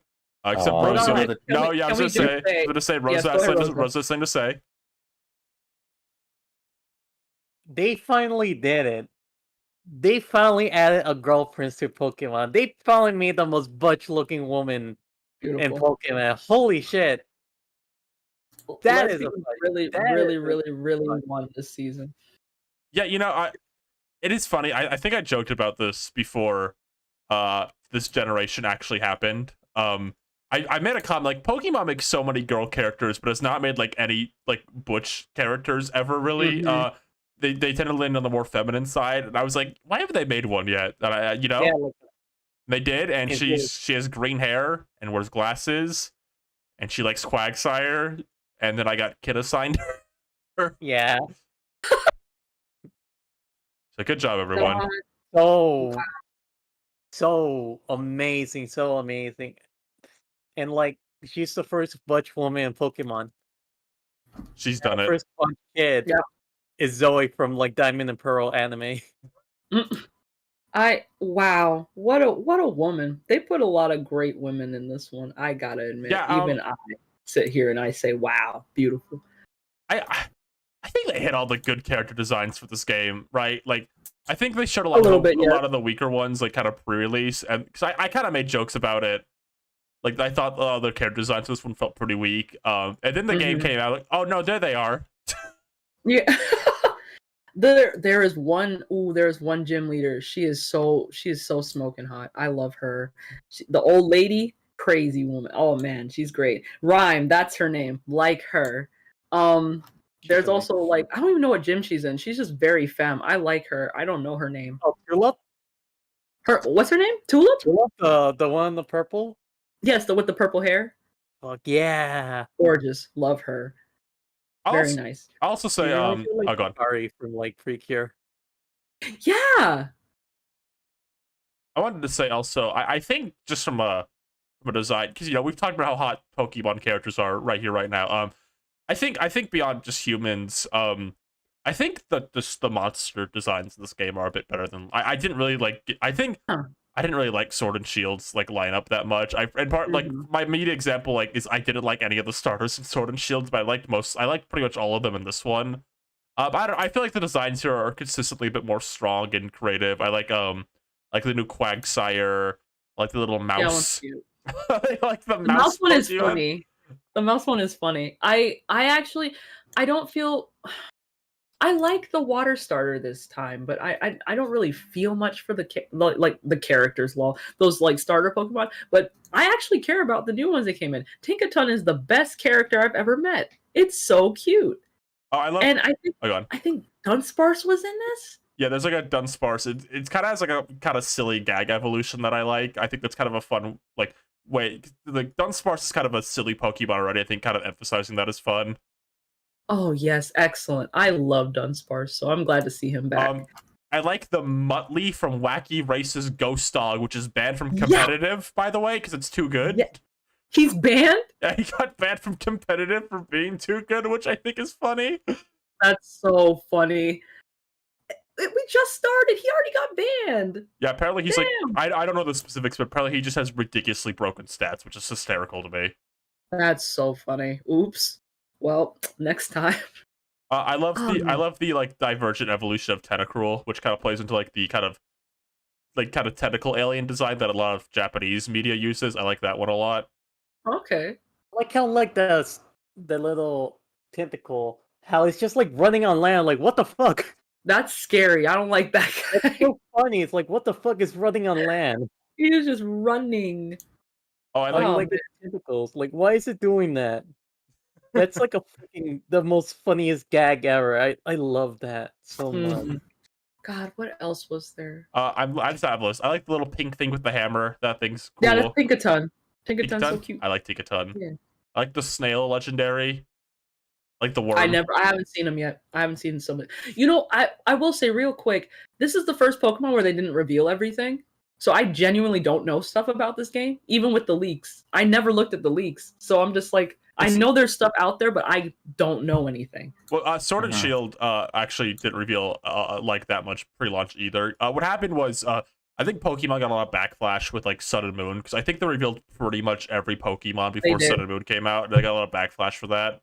So I think they've been a little bit more like careful about like what they revealed now. And sometimes I think they're maybe a bit too conservative about like showing stuff. Like they maybe hide a bit too much before it comes out. Right. But it does make a very fun leak season. I'll say that. Yeah. I like the little animals they came out with. These are really good animals. Yeah.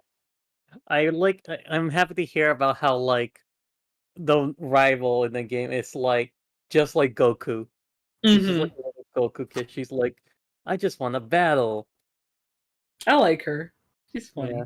She reminds me of like Asuka from Precure. Oh Asuka? yeah. The Grouch? Oscar the Grouch, good one. But Put it like in the Precure Discord, they'll love it. okay. I guess we should now move on to what we watched or played this week that isn't Freebirds, by the way. Anything but Freebirds, because we already talked about that. Aww. Who wants to go first? Am I allowed to go first? Yeah, you go first. Yeah. No, you're not! Okay.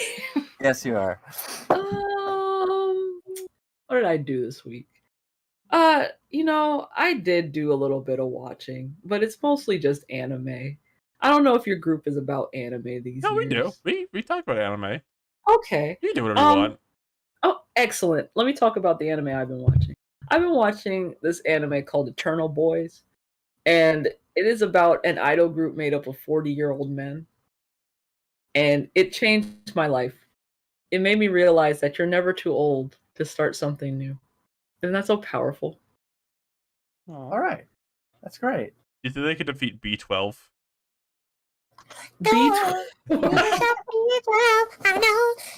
They're dealing with arthritis and alcoholism and all this stuff, and they're still getting out there singing their little hearts out. Oh my god. Sorry. So We gotta. Sorry. I'm sorry. There's a sex bot in chat. Yeah, let me deal with that. oh, what? Oh, That's really common on YouTube. I'm trying to talk about my old man Yaoi, and this is I what removed they the wanna wrong do. comment. Sorry, Citrus. That was an intentional, Citrus. If you're in Oh chat. my I god. didn't mean to do that. Sorry. What do the Oh comments my say? God. Oh, No, no. I'm sorry. You banned one of our viewers. Citrus, No, I write didn't. your I post didn't. again. I didn't ban them. I didn't ban them. No. I got rid of their comment by accident. Oh. Type it again. Lost. Yeah, put it back in there. Yeah. But yeah, I just been watching random anime recently. Like I said, if it's not Precure, I don't know if it's like for your crowd. I watch other stuff. Then I've been tweeting about Mob Psycho all week. Oh yeah, Mobbert is out. I forgot about him. How is he doing? I don't know. I don't know if I want to talk about that. That might be something. That might be a conversation I say for like the season ends more than anything. Oh, okay. But yeah, anything else you want to say about your old man anime? Yeah, it's just cute. That was pretty much it. If you have nothing better to do and you have like an hour or two to spare, all the episodes are 13 minutes long, which I think is a new thing for anime, where they're making anime a little shorter. But yeah, if you have nothing better to do, just go ahead and watch it. It's an easy watch. I think it's fun. That's all. Okay. What about you and Seep, Rosa? Has that user you banned like typed anything again yet? They didn't get banned. I didn't ban. I just deleted their message. They should. I could They're view. gone. You can view deleted message. You heard them. You heard them. I'm sorry, Citrus. I didn't mean it. It was an accident. Okay, so me, recently I've been reading a manga called X Gender. I got it while I was on a trip with everyone. So it's a very interesting book. It's about a non-binary person named Asuka Miyazaki. The Grouch? Sorry. I see. And they're kind of just trying. They recently become 30. They're okay. It wasn't 30. They're a friend that they live with or hang out with for all these years, who they thought wasn't interested in men. Had to told them one day, "Oh, I'm getting married. My parents keep bothering me." And then 3 years later, they learn that their friend now has a kid and everything, and then it just drove them mad and angry and upset because they felt like they really felt like they connected really well with that person, and then they were hoping that like it was more than like romantic, and they thought they were also a lesbian, but it didn't work out that way. So now it's just them trying to figure out where they place, how they feel about their position in a relationship, as just trying to figure them out. And they tend to have trouble because they're like in their 30s, and then they go to like lesbian meetup events, and then they feel so out of place because a lot of them are like young, and then they all are like a lot of the ones they get like grouped up with are like very feminine lesbians, and they like couldn't relate. Mm-hmm. It's just a lot. Just them trying to figure it out where they place, where they feel comfortable in, and then just like trying to figure themselves out. Just to call it a beautiful story. I mean, in a way, yeah, it's beautiful. Like just understanding your own sexuality, your own gender, and all that. But it's also pretty messy. I mean, this is also the book where like I fully understand periods now. Okay. Oh, good to know. Okay. You could have just asked. I could have asked. I could have asked, but like it was. I just know it was painful. I know it wasn't easy to deal with, but I didn't realize how painful it was. How painful and messy it was. Like, oh god, it's even worse. People used to get put like during a period, get put in like crazy houses, like you to be alone in your house because they thought like there was a demon in you, in like the friggin' medieval ages. I think that's what. What are you saying? I'm saying in like the medieval ages. I'm just saying like that's how much pain like sometimes you'd be in. Like people think there was a demon in you. Yeah. Wow.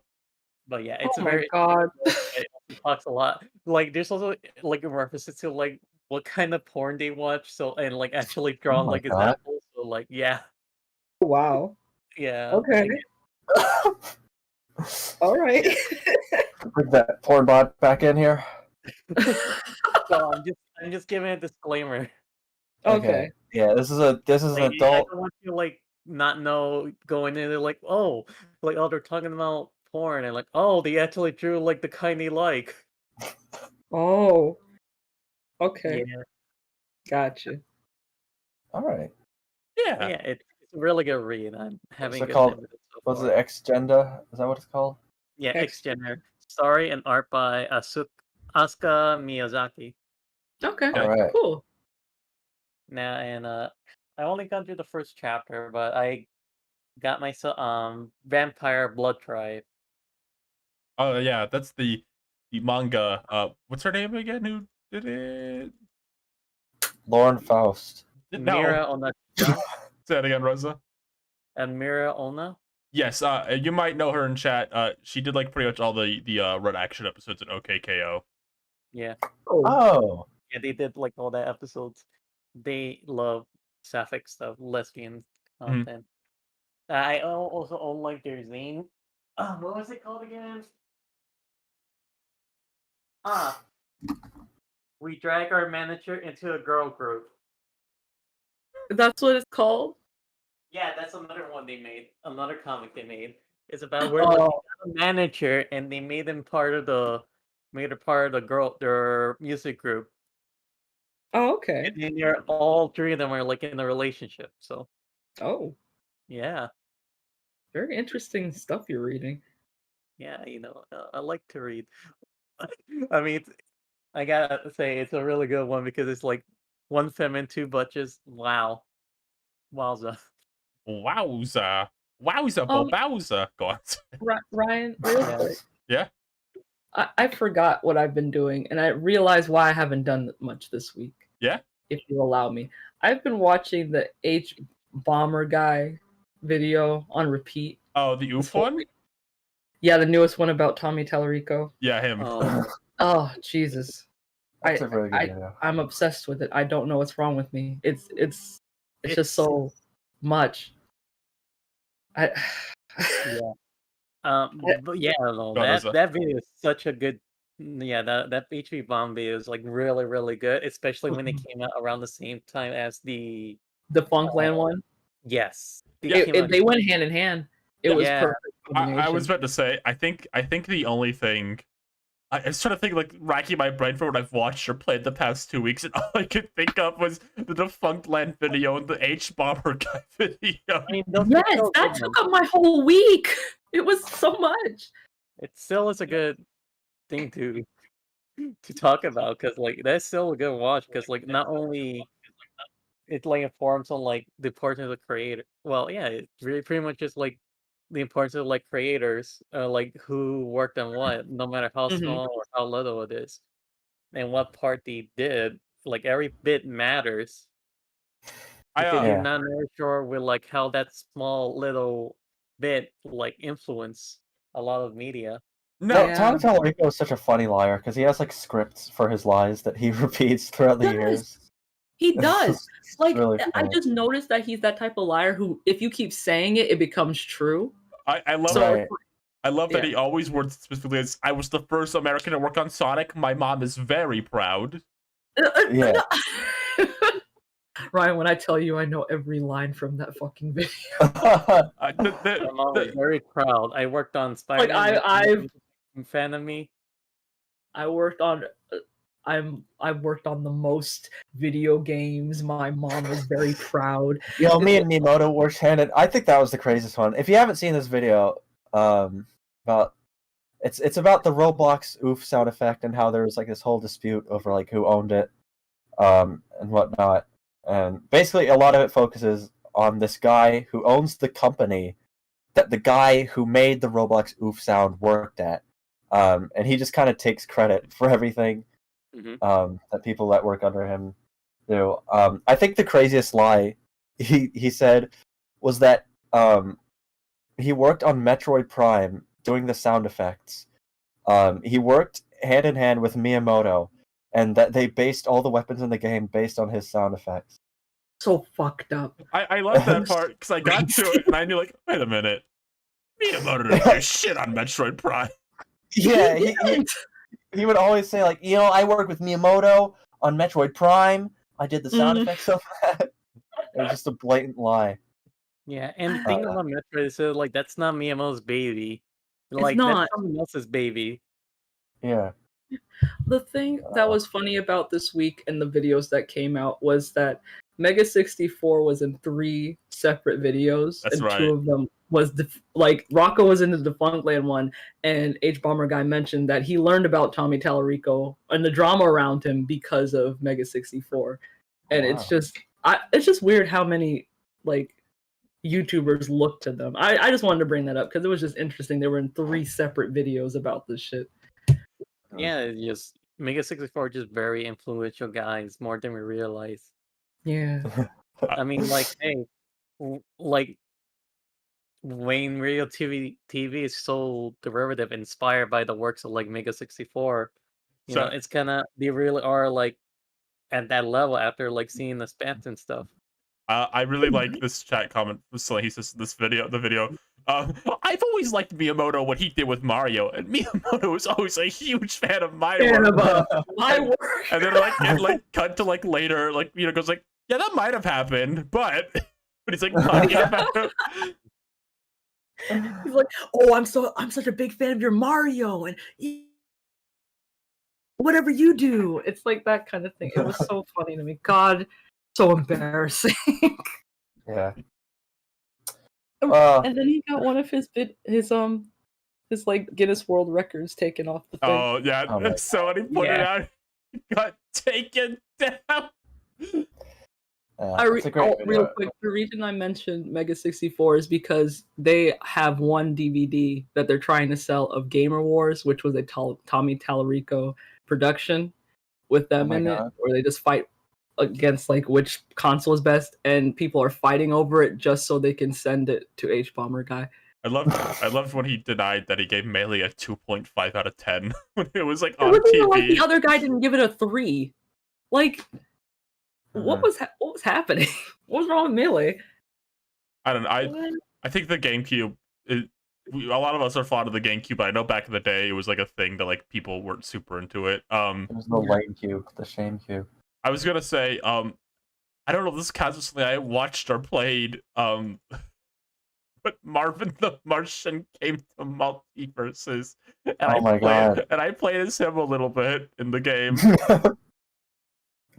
Where was the character gets delayed for Multiversus tweet? There was supposed to be a game-shattering character gets delayed for Multiversus tweet. Marvin needs a little more time to land on the planet Earth. Marvin's invasion needs a little more time before it can take place in Multiversus, in #Multiversus. Yeah, I was gonna say, I think Marvin's the first character they haven't delayed, besides LeBron James. Really? I think so. Wow. I was shocked. I feel like it's kind of like a downside if they don't get delayed now, because we don't get a funny tweet from the Multiversus Twitter, making up an in-character reason why their fighter got added to Multiversus late. Uh-oh, looks like somebody needs to get Scooby some more Scooby snacks. He's gonna take up. We can't do that. I'm stopping the bit right here. No, I'm not letting this happen. We're not to have another Sonic Frontiers Ruins joke week. All right, that was fine by me. Yeah. I was all for it, but I guess if you want to stop. No. I'm not letting it happen again. Okay. All right. Right now. One thing I want to talk about. Mm-hmm. I've been listening to a lot of this Q&A by a YouTuber named Hazel, who does a lot of videos on just stuff she's interested in, like the one on America's Greatest Otaku. Yeah, we watched that as a family around the couch watching the TV. Saw that. Let me tell you, it was so hilarious because like at that time, um, no, like we're gonna mention like a bit of like a little nose injury, but like, um, there's a bit where Hazel says that like my nose is bleeding, and right around that time, Lou was just in the room after we heard that her nose is bleeding. Oh my god. It's It's just like like it was combined. yeah, but like I was listening to one of the Q&As, and what really the subject that her and her wife were talking about was like about like comic head and like the nature of like donjishi work and like how how we view them as like a big piece of fan work, but how are they like distributed and everything like Mhm. like super interesting learning about that otaku culture and all that. I like the passion, like just making these fan works. It's What was it just about? It was about. I think it was more specifically like the subject of like talking about comic kit and like the whole nature around it. What like started the whole thing. It's just like creating fan work, creating like donjitsu, like pretty much just like fan comics. How it differs from like zines and how it's like a lot of it. So it's like so easily lost and so easily deleted. Like Alright, so you you're could you're it's like an online webcomic. not no like imagine like a Comic Con, but like it's specifically just made for like distributing like fan works. Okay. And it's like always been like a big thing in years, Okay. and that's like where a lot so you could find like a lot of fan works like Toho and all that. Especially Precure. I feel like that's where like a lot and that's where you find stuff like the B Codes Precure comic, the Jinshis and stuff. Which Hmm. is Right. not easy to find because like the thing about those Jinshis is that like a lot of times they're only ever meant to be distributed there and never anywhere else. And like a lot of that I learned is like the nature of that is that like so many fan works and doujinshi can disappear through time because part of it is like it's kind of like the Sonic thing. Like remember how like Sonic almost came out and they tried to like make profit off of it? I mean, they need the Yeah. money for their Chris Thorndike death scene. Yeah, but like It's the only thing you know about that game. Yeah. it's pretty much like STL, where like they're very lenient on the fan work, but they don't wanna be. No one wants to be the one to like mess it up. Yeah, rock the Right. boat. Yeah, Yeah, Ryan, yeah. I Yeah. just got you got to read that. You got to read that comment. Which one? The One from Niall. I'm sorry, Rosa. You were having this really nice conversation about this video you watched, like the interest in like preserving media that's really easy and like to see as disposable. And everyone in chat is saying these words that I'm trying not to read. I'm so sorry, babe, but I need to read this one from Niall. Black Adam Dog. He's just a little more time to gather his magic. He'll be thundering to the fray this week.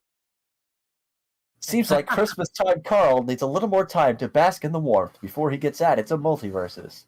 Uh-oh. Looks like Mo got to fend off Barney from his beer shipment before joining Multiverse. Don't get one to read.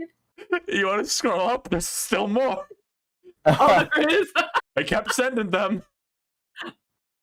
Uh-oh, looks like Scooby isn't quite ready to start the show yet. Give him some extra time to get some buttered popcorn. All right. There's so many. There's so many. People, it's a really easy, like, that's just a StartCast brand joke, you know. What were you doing? Last time we were doing, like, memory tokens or whatever. Oh, we were doing fake Sonic Frontiers quotes. Yeah. About... And then, like, recontextualizing in, like, other media. Right, because, like, Sonic there's a lot of, like, callbacks to previous Sonic games in Frontiers, so we're just doing random, just callbacks of, like, Sonic remembering, like, random characters from different franchises. It's really not, it's not that funny, but it's just one of those jokes. Uh-oh, looks like Goofy has to dig through the popcorn still. He's got to take a little longer for him to get out to join hashtag Multiverses. Oh, stop. No more. No more. No, stop. I guess also, like, this was something I want to add on to it. Yeah, go on. But I'm also, like, interested in like the otaku culture and like the unity and like creating fan works and all that. And I guess I remember like I first like read about this so like okay. A while back I read a manga about a girl who thought this girl was really pretty but wanted her to stop being an otaku because she thought she looks too pretty to be like that. Mm. Gets into like not Precure to get closer to her. And it is like, yeah, it is gay and whatever. But like at the same time, it's like there's like a lot of trashy fan service and whatever. It's like I can't recommend this to anyone. But I guess I'm Oh. like very invested in the fact that like it talks about like a taku culture, but like in a way like fandom culture and like comic head like concept of, like again like that concept idea of unity and like in just liking it and then like just sharing that fan work and all that. It's just very, very interesting. Right. Yeah. I think you'd mentioned that manga to me once though. I did. Where he gets into not Precure. Yeah, I read through it. There's just like a lot of good fits. Like I really enjoy it because like it's like something I can relate to in a certain degree of like just bonding over like Precure and really enjoying it, and then just hearing about like ships, like actually discussion like ships and all that, like and then like actually like reference to like how Precure like runs in like cycle like a season's life cycle. And I think it's the funniest part is like I think this manga was written around the time like Smile Precure was like relevant because like you get like they just call them like, oh, this is orange, oh, this is green. It's like which is obviously like Canaan now. Yeah. That should have been their dub names. Like the Pokemon characters. Hey, I'm sorry. I need to read this one from Niall again. I'm really sorry. Jake's feeling a little nervous about joining Multiverse this time of year. Can we get hashtag Freebirds Yaoi trending so he feels ready to join the fight? That was ridiculous. Like you have to get this trending before they add the character to the game. Acting like that didn't exist. You're acting like that never existed. They always had a thing where you'd vote or do something to make a character exist. Well, but this is like the character's about to come out, and like on like right before the release date, they're like, "Oh, we got to get Freebirds Yaoi trending before we add it." It's and like, then we'll release the character. Yeah, it's just like but you finished it. Are you finished with it though? Is he done? Are you ready to drop it? Okay. We are. Wait, Steve never said what he did. Oh yeah, Steve. What did you do? You have anything you want to say before we get questions? I've been remembering that this whole time. See, tell us what you did this week. I watched the Disney Plus The Santa Claus Show, starring Tim Allen. All right. Well, it's time to move on to questions. Hey, Ryan, go ahead and elaborate. Oh, shoot. Wait, let Rosa finish off. I guess I want to say one last thing is like fan works are very important. Zines and doujinshi and all that are like very wonderful.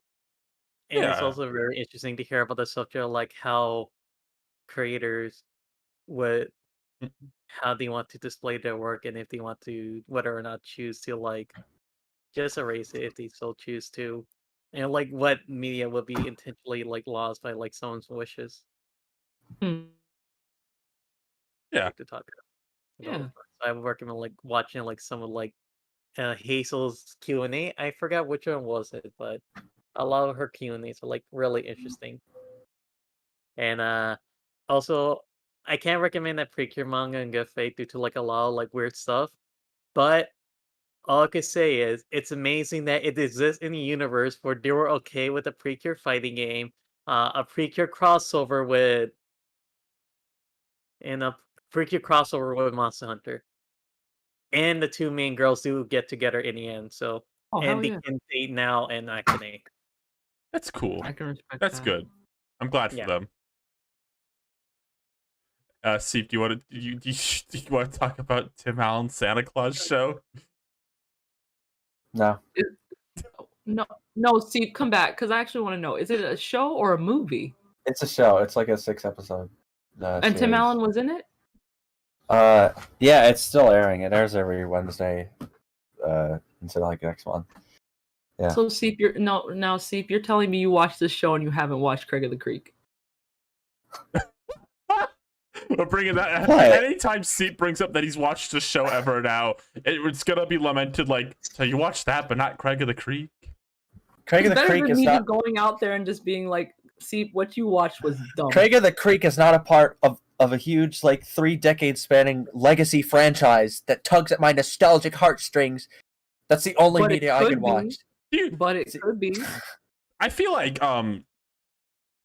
sometimes they'll make things on the basis of them being nostalgic, and then I'll be like, do people care about this? Like, I don't know. Like, was anyone clamoring for more of the Santa Claus? Was anyone clamoring for more what is it? Don't say that. Ralphie is back. Christmas Story. Does anyone? Ralphie is back. I'm actually hyped for Ralphie is back. No, nobody cared enough. Nobody cared about the Santa Claus. Nobody cared enough. Don't say that nobody cared about. You can't say nobody cared about the Santa Claus. Claus. Regular Claus. Hold on. You can't say that. I can determine this. Rose, have you seen the Santa Claus? No. Then nobody cared about it. Exactly. Why she debate? Because Rose is my queen. Okay. Oh, right. That's exactly my reason. But what if my king loves the Santa Claus? What if that was the case? Oh, ask your Who's king, your king? right now. I know he is. Who is your king? He's Name not his here. name so I can go find him. Why do you gonna be like the dad? Like I gotta meet my dad, Don. I'm so bashful about that because I've got repressed, internalized homophobia or something. Okay. What the fuck? What the hell are you talking about? Remember the episode? Hold on. I want to read this chat comment. Remember the episode of Naked Brothers Band where the Naked Brothers say they're bigger than Santa Claus and they get canceled? Do you think that was real? Do you think that's supposed to be a metaphor for when they the Beatles said they were bigger than Jesus? That's what that is. Is that real? Yes. That's a real episode? Mm-hmm. That's really funny that they did that. See, they're remaking the Santa Claus and all this shit, but they should be remaking the Naked Brothers Band, Big Time Rush. What? Maybe. Hold on. Oh, Big Time Rush. You got a point there. Okay. No, that would not work out. You're still making music. You're just making another show. They're old. They're not gonna make a Nickelodeon show with Johnny Test cartoon logic. They have nothing to lose. I think they should. I think Nickelodeon might have something to lose if they spend a bunch of money on that. Nobody watches it. Nobody's watching Nickelodeon anyway. Well, I mean, that's why they can only afford to make the Loud House reboot number 4. It ended and came back? It didn't end. They just keep making new versions of it. While the regular show's still airing. Oh. They can make Loud House louder and prouder. Oh, fuck. Yeah. Fuck. I forgot about that. What are our topics? All right. This is pretty good ones here. Let's see. Okay. Here's a good one. If you guys could make one franchise-based kart racing game that doesn't already exist, what would it be? And I know Rosa's answer. Do you want to say it immediately, Rosa? Pixar. Yeah, because you've talked about this before. Something you wanted. Because I thought about this a lot. The thing is, a Precure fighting game doesn't exist. It's the same reason why what you call a My Little Pony fan fighting game got taken down. Because they can't don't want the girls fighting. Yeah, because they wouldn't want the girls fighting. Because that's why I understand why a Warriors type game making more sense, because they could at least say Precure just have to fight against the villain, no one else. But that'd be a really simplified game. A kart racer, now they could definitely get away with just doing. There'll be a lot of fun tracks and ideas, a lot of carts, I would like to see them give each character their own customized helmet, because of course they have to give these characters helmets. Oh, like the Disney racing game where Ida the Owl Lady has to wear a helmet. Yeah, because I also remember in an episode Small Precure, they just now has to wear a helmet for riding a go-kart and whatever. Not now, it was Akane. Gersani.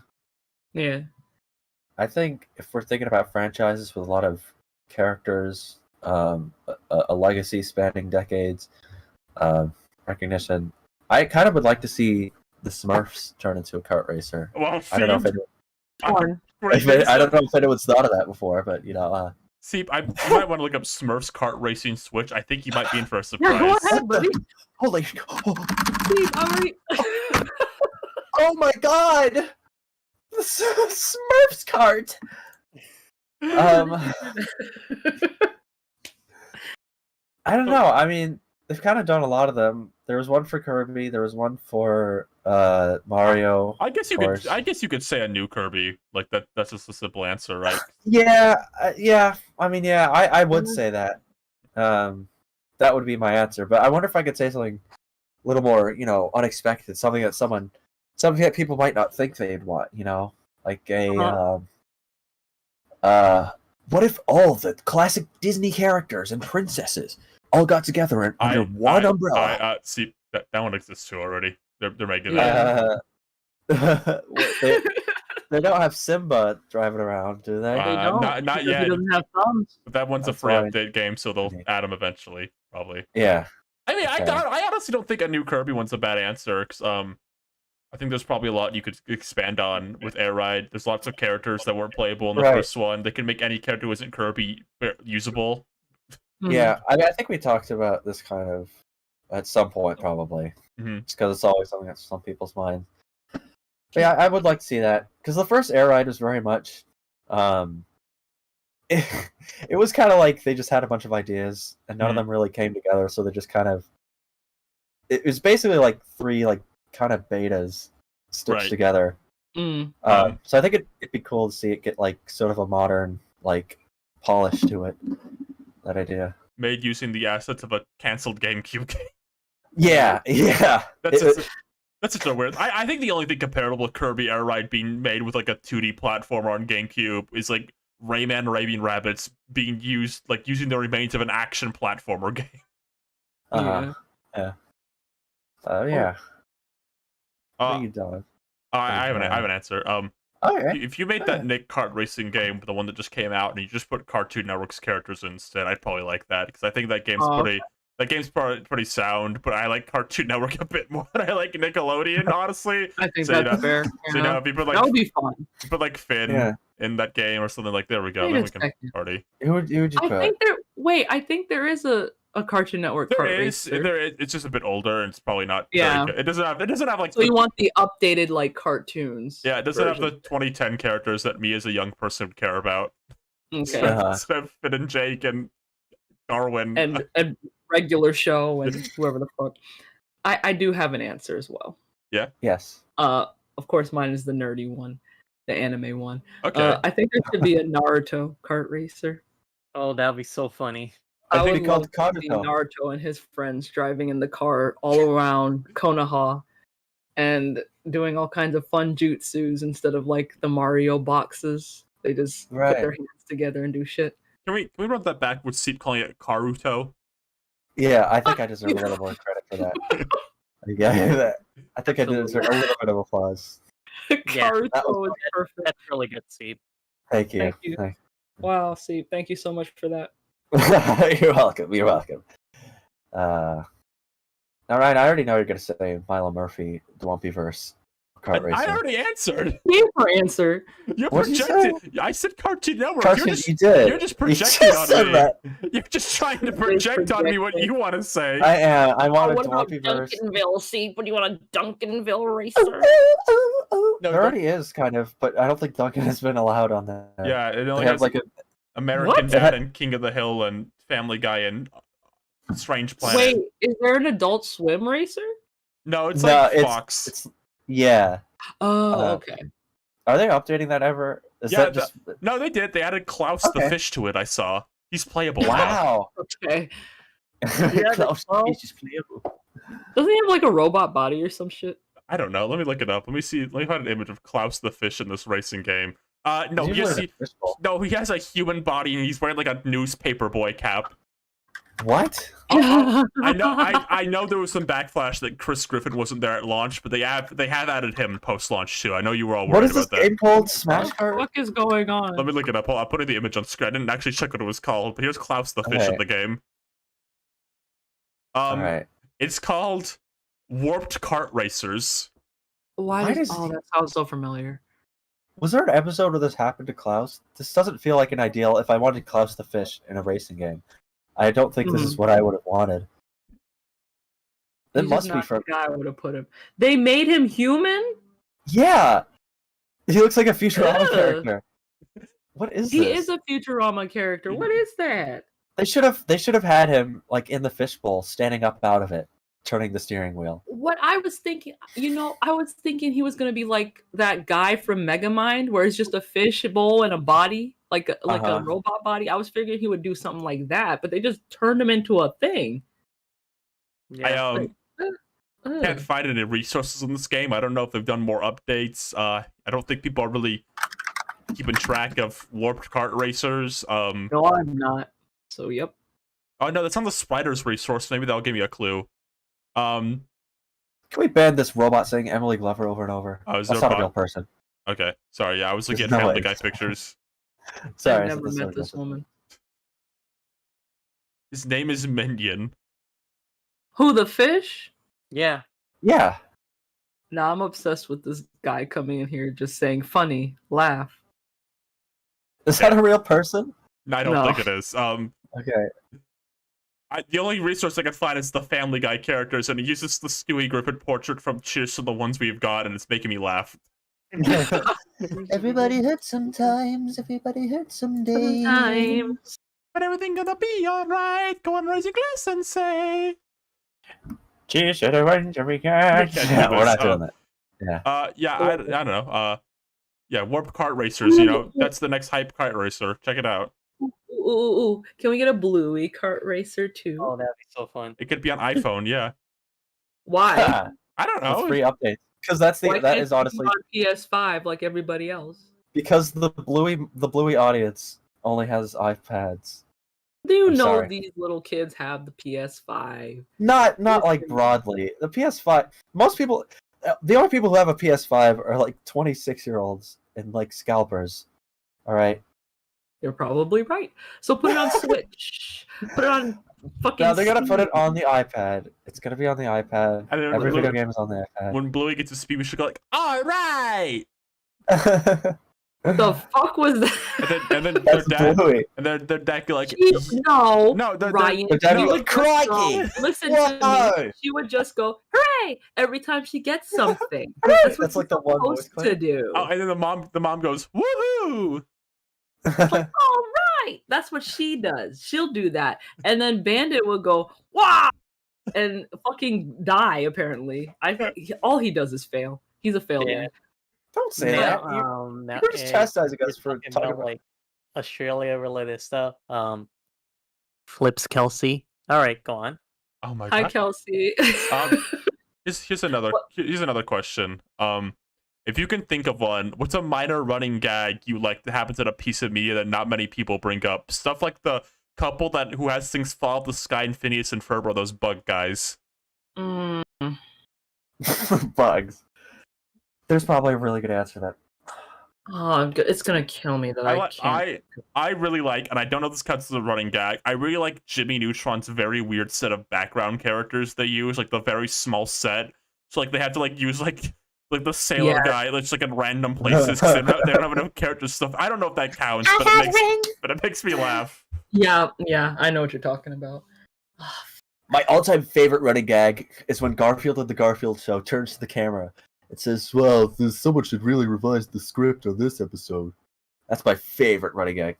God. Oh man, I really gotta think about that. Yeah. So that's one where there's like a good answer for something in a show that just makes you crack up. Mm-hmm. Yeah. Mine's probably gonna be from Abbott Elementary, but I just cannot think about it. It's Tulip Garden Gaming, the Bug Guys were actually in... They were in multiple episodes, technically. They were in 2 episodes. So I think that could count as a running gag. And they appear like intermittently throughout those episodes, too. I like this one. I like when they say videos game in OKKO. That's a really good one. OKKO has a lot of those. I really like the fact that they say, sorry. Yeah. They're Canadian. Well, no, it's actually a very hyper-specific joke on, like, anime dubs being, like, Canadian back in the day. Yeah. Right, that's a good point. Yeah, that's a good one. Oh man, I specifically I like don't when, like, got one. Professor Venomous is like, I hate videos game think. I think that was the moment it said in, like, the show always says it like that. I thought it was funny. Uh-huh. Oh. I don't know. Mine would probably be something from Adventure Time because it has a lot of. I feel like it has a lot of just subtle things that carry over between episodes. Right. Oh man. I'm gonna think about this later, and it's gonna pop into my head, and I won't be on the show anymore. Yeah. It's gonna be so sad. I like what? The Finn scream. That's always the same clip. Oh, yeah. Yeah. Oh my god! I figured one out. Yeah. Oh my gosh! What is it? The Proud Family, where they always have one of those like screams. God, I don't even know how to describe it. It's just not the right scream, and it's always out of sync. It never matches up to anything. Anytime Oscar says "True Day," that's funny to me. Anytime, just anything from the Proud Family, it's just they have unsynced noises. The same things with Ed and Eddie. There's just some random noises, like sumo wrestlers, randomly. That always cracks me up. I love the Ed and Eddie sumo noise. Go on, Rosa. There's so, I feel like I enjoyed so many, but can think of like very little. Let me look at my wall. I like the one in Clarence where sometimes they draw sumo really poorly. Oh, that's a good one. That's a really good one. That's pretty funny. I really like in the Sam and Max Telltale games how throughout all the seasons of like the game, they keep that guy locked in their closet and eventually he just dies. Oh my god. I think that's a really good one. There. The what gag? Which one? The Sam and Max gag. The one where Sam and Max lock a guy in their closet and he just slowly dies across the seasons of the show. Of the game, I mean. I feel like I might be making this shit up, but I feel like there was a cartoon where a character had a hat, and every time you saw him, the hat would just either get bigger or smaller. I don't think it's real. I think I just made up a good joke from when I make a joke. Yeah. That's kind of like Doug. That's kind of like Doug Dimmadome. Is that what we're thinking of? No. He just had a really big hat. Yes, Rosa? I was gonna say, it's not like a constant running gag, but it's not like a constant running gag, but it's kind of just messing with like a formula. In Star Twinkle Precure, every Precure sometimes they will have like a Precure introduced like an episode. And like in Star Twinkle, of course, it's always start with like Hikaru saying, "Oh, I'm a 13-year-old middle schooler, and I'm off to space adventure stuff," something like that. But there's like an episode where like for a bit, like the actor, "So what's your name?" And then she starts introducing herself the same way she does in like every beginning of every episode, and you kind of just tell her, "What are you doing?" It's like a Bart Simpson saying, "I'm Bart Simpson. Who the hell are you?" Like she's just saying her catchphrase and assuming people will get it. Yeah. I think another one I tend to like. It was a gag for a bit, but like in Nichijou, Mai tended to like do whatever she can to get out of the scene until she eventually like gave up and just became a character. That's Kyle's trying to start trouble in the chat right now. I'm ignoring them. Go on, Rosa. Sorry. But yeah, it's like pretty funny because like when I first started watching it, like when you watch anime, like she's already a character because like it's already established a lot of stuff. But in the manga, she's like barely around for a few volumes. She's actually like trying to leave the scene. This isn't our running gag, but I thought about it the other day because I accidentally almost wrote the same exact joke into a script we're writing. Illusions, the spoilers. I almost wrote a joke from Clarence. I forgot they did this already. Where like Clarence goes like, "Oh no, a bear!" Then it fake cuts to commercial, and then it plays the same thing again. It was like, "Oh no, a bear!" Again. Yeah. It's a joke on like old commercial breaks, but like there wasn't actually a commercial there. They just put like a fake. Yeah, that's pretty good. Oh, a good one I remember. In Avatar, Toph would like Toph would like occasionally have to remind like people that she's blind, because there are moments where like, look, do you see what this is? It's like, what are you waving this at me for? I can't read. Yeah. I do actually like that. It's a good one. Yeah, it's like she's constantly like, and then she will occasionally like make fun of them for it. It's like, whoa, look, I see land and water, and it's like, where? It's like, and she just looks at it like, yeah, I forgot. Yeah. She's like occasionally like messing with them. Yeah. Okay.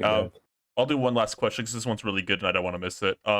What kind of Mario movie promotional tie-in product advertisement would you guys like to see the most, since we are apparently due for one soon? Okay, I'm first. Okay. Either a Subway cross promotion, or one for a Honda Civic. Oh, you know what? That'd be reunion though, right? Like Mario and Honda Civic coming back together again. Exactly.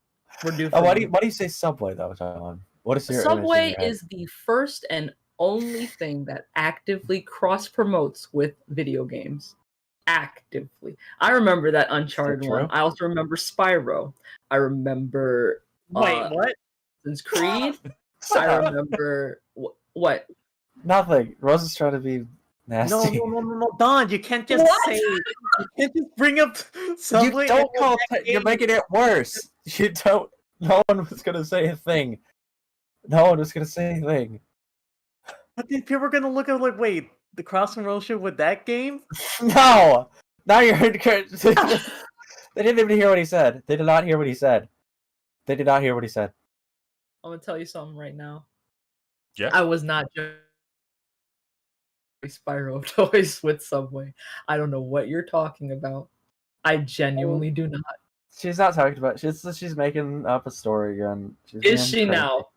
Yes. If I come on here and I'm doing something I wasn't supposed to be, I'm gonna be very mad. No, you're fine. You are fine. Can I be honest? I think the problem with this question, is that if those rumors are real about a Luigi Mountain Dew themed promo, I think we've peaked. I don't know if I can invent anything better than that. Yeah. Well,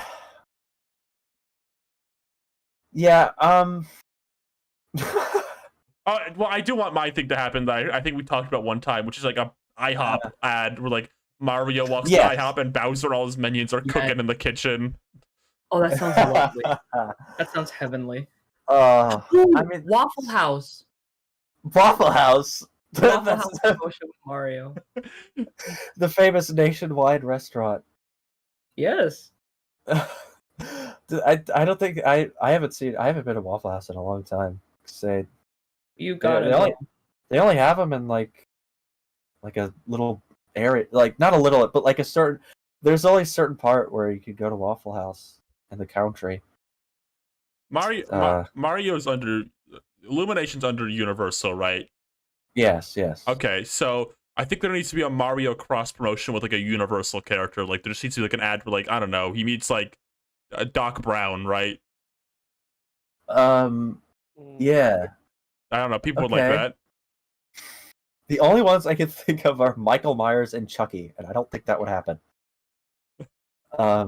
What other Universal? All the DreamWorks. It could be Kung Fu Panda and their new. Oh, there could be like an ad where Poe meets Bowser. He goes, "Whoa, this guy's pretty awesome." Yeah. Okay. There's definitely like an ad. Like, there's definitely at least one ad with Mario and a minion. We need to embrace for that.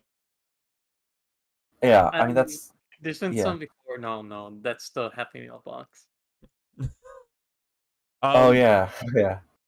God, what's a brand to be funny? Like a Mario Staples ad or something. Yeah, it could be any store really. I just need to see them running around the live action. Right. Like there's got to be like a, I don't know, like a maybe an insurance commercial or something. Mm-hmm.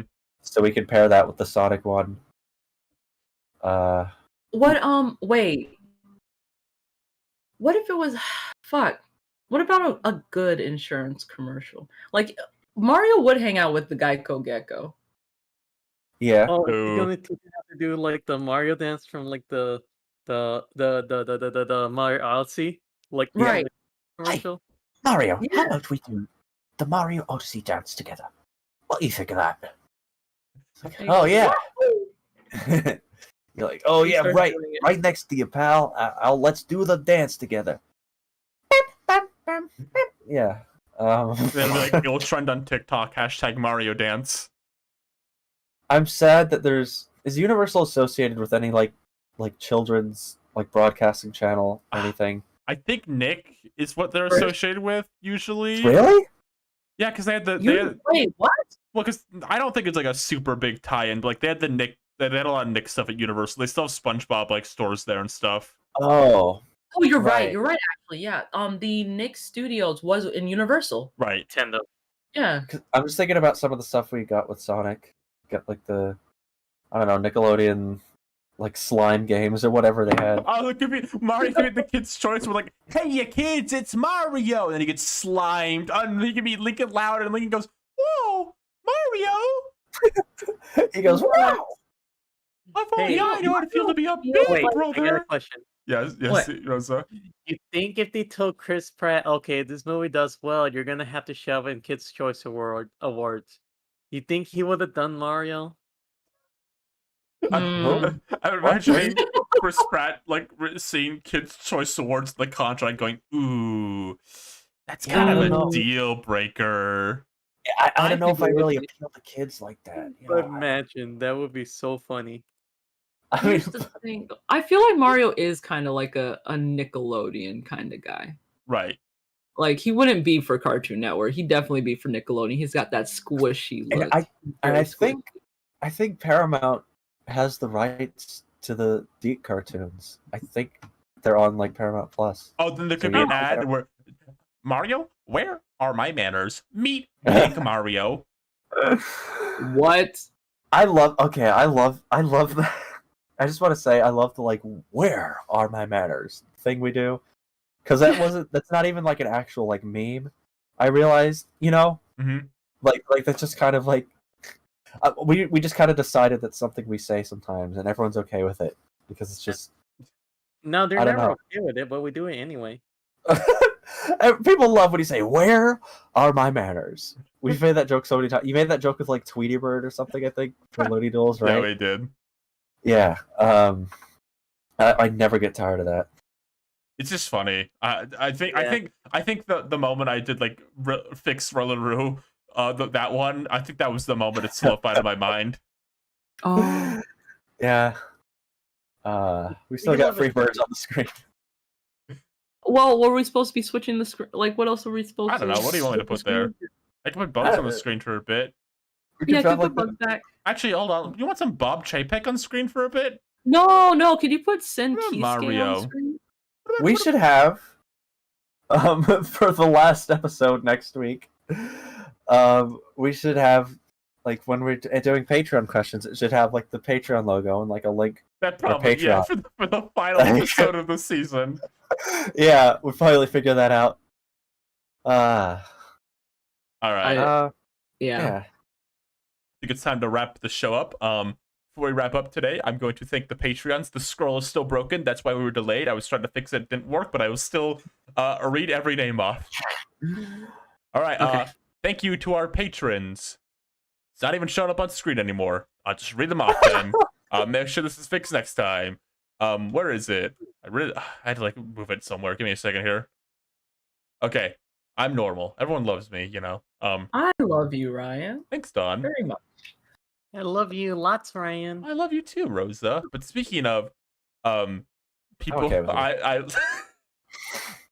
speaking of people I'm okay with, here's our patrons. That's not fucked up. No, thank you.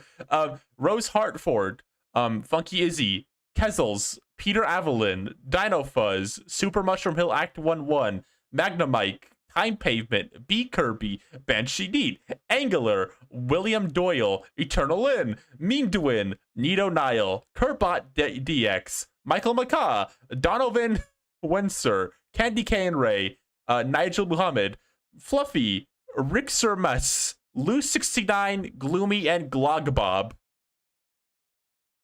Lou69. Thanks you to all those people. Yeah, Luce, thanks for Lou69 for contributing to the Hotel Transylvania fund. I like that you read that off. It was like you were a YouTuber. That was so fancy, Ryan. Thank you. Hopefully we'll get that on-screen visual fix someday. Before we end off, does anyone have any final words they want to say? That's all, folks. No, I want to promote me. Very important. Okay. Oh, yeah. Listen to me, guys. I'm swearing to you. I know Twitter is going down soon, but you gotta follow me on Dreamcast Pop on Twitter. I have to get more followers, or else the cops will come get me and throw me in Twitter jail. Yeah. For not being cool enough? Yeah. You guys get away with it because you have like 1 billion followers, but I only have 3. And that's really upsetting. I think you have more than 3. You're right. I have 10. My point is that I work really hard and I do things on Twitter, so you guys should follow me. The end. Oh. Yeah, Okay. everyone follow Don at Dreamcast Pop. It's on the screen right now, I'm assuming. It's in the title. It is? It's in the title of the episode. Yes, it's the title Oh, of it the is! episode. Yeah. Yay! Alright. I work. Yes, Rosa?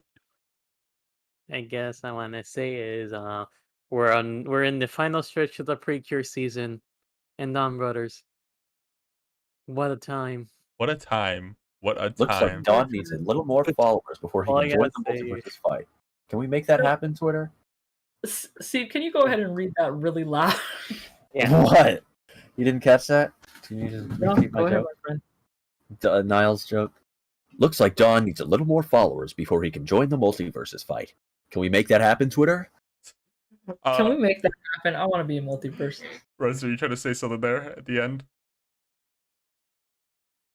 The twins are going nuts. The meta and Delicious Party is screwed up, or not the way they were hoping. The meta? The meta. The Arjun? chicken- Uh-oh. Speaking of the meta, we're being sucked into the metaverse! Wait, hold on. Whoa! Oh, Hold on, I alright. got one more thing to say. You should have told me What? that before. I've been practicing this bit earlier today. Should have told me that Okay. before I did the end of show joke. But yeah, go on, go on.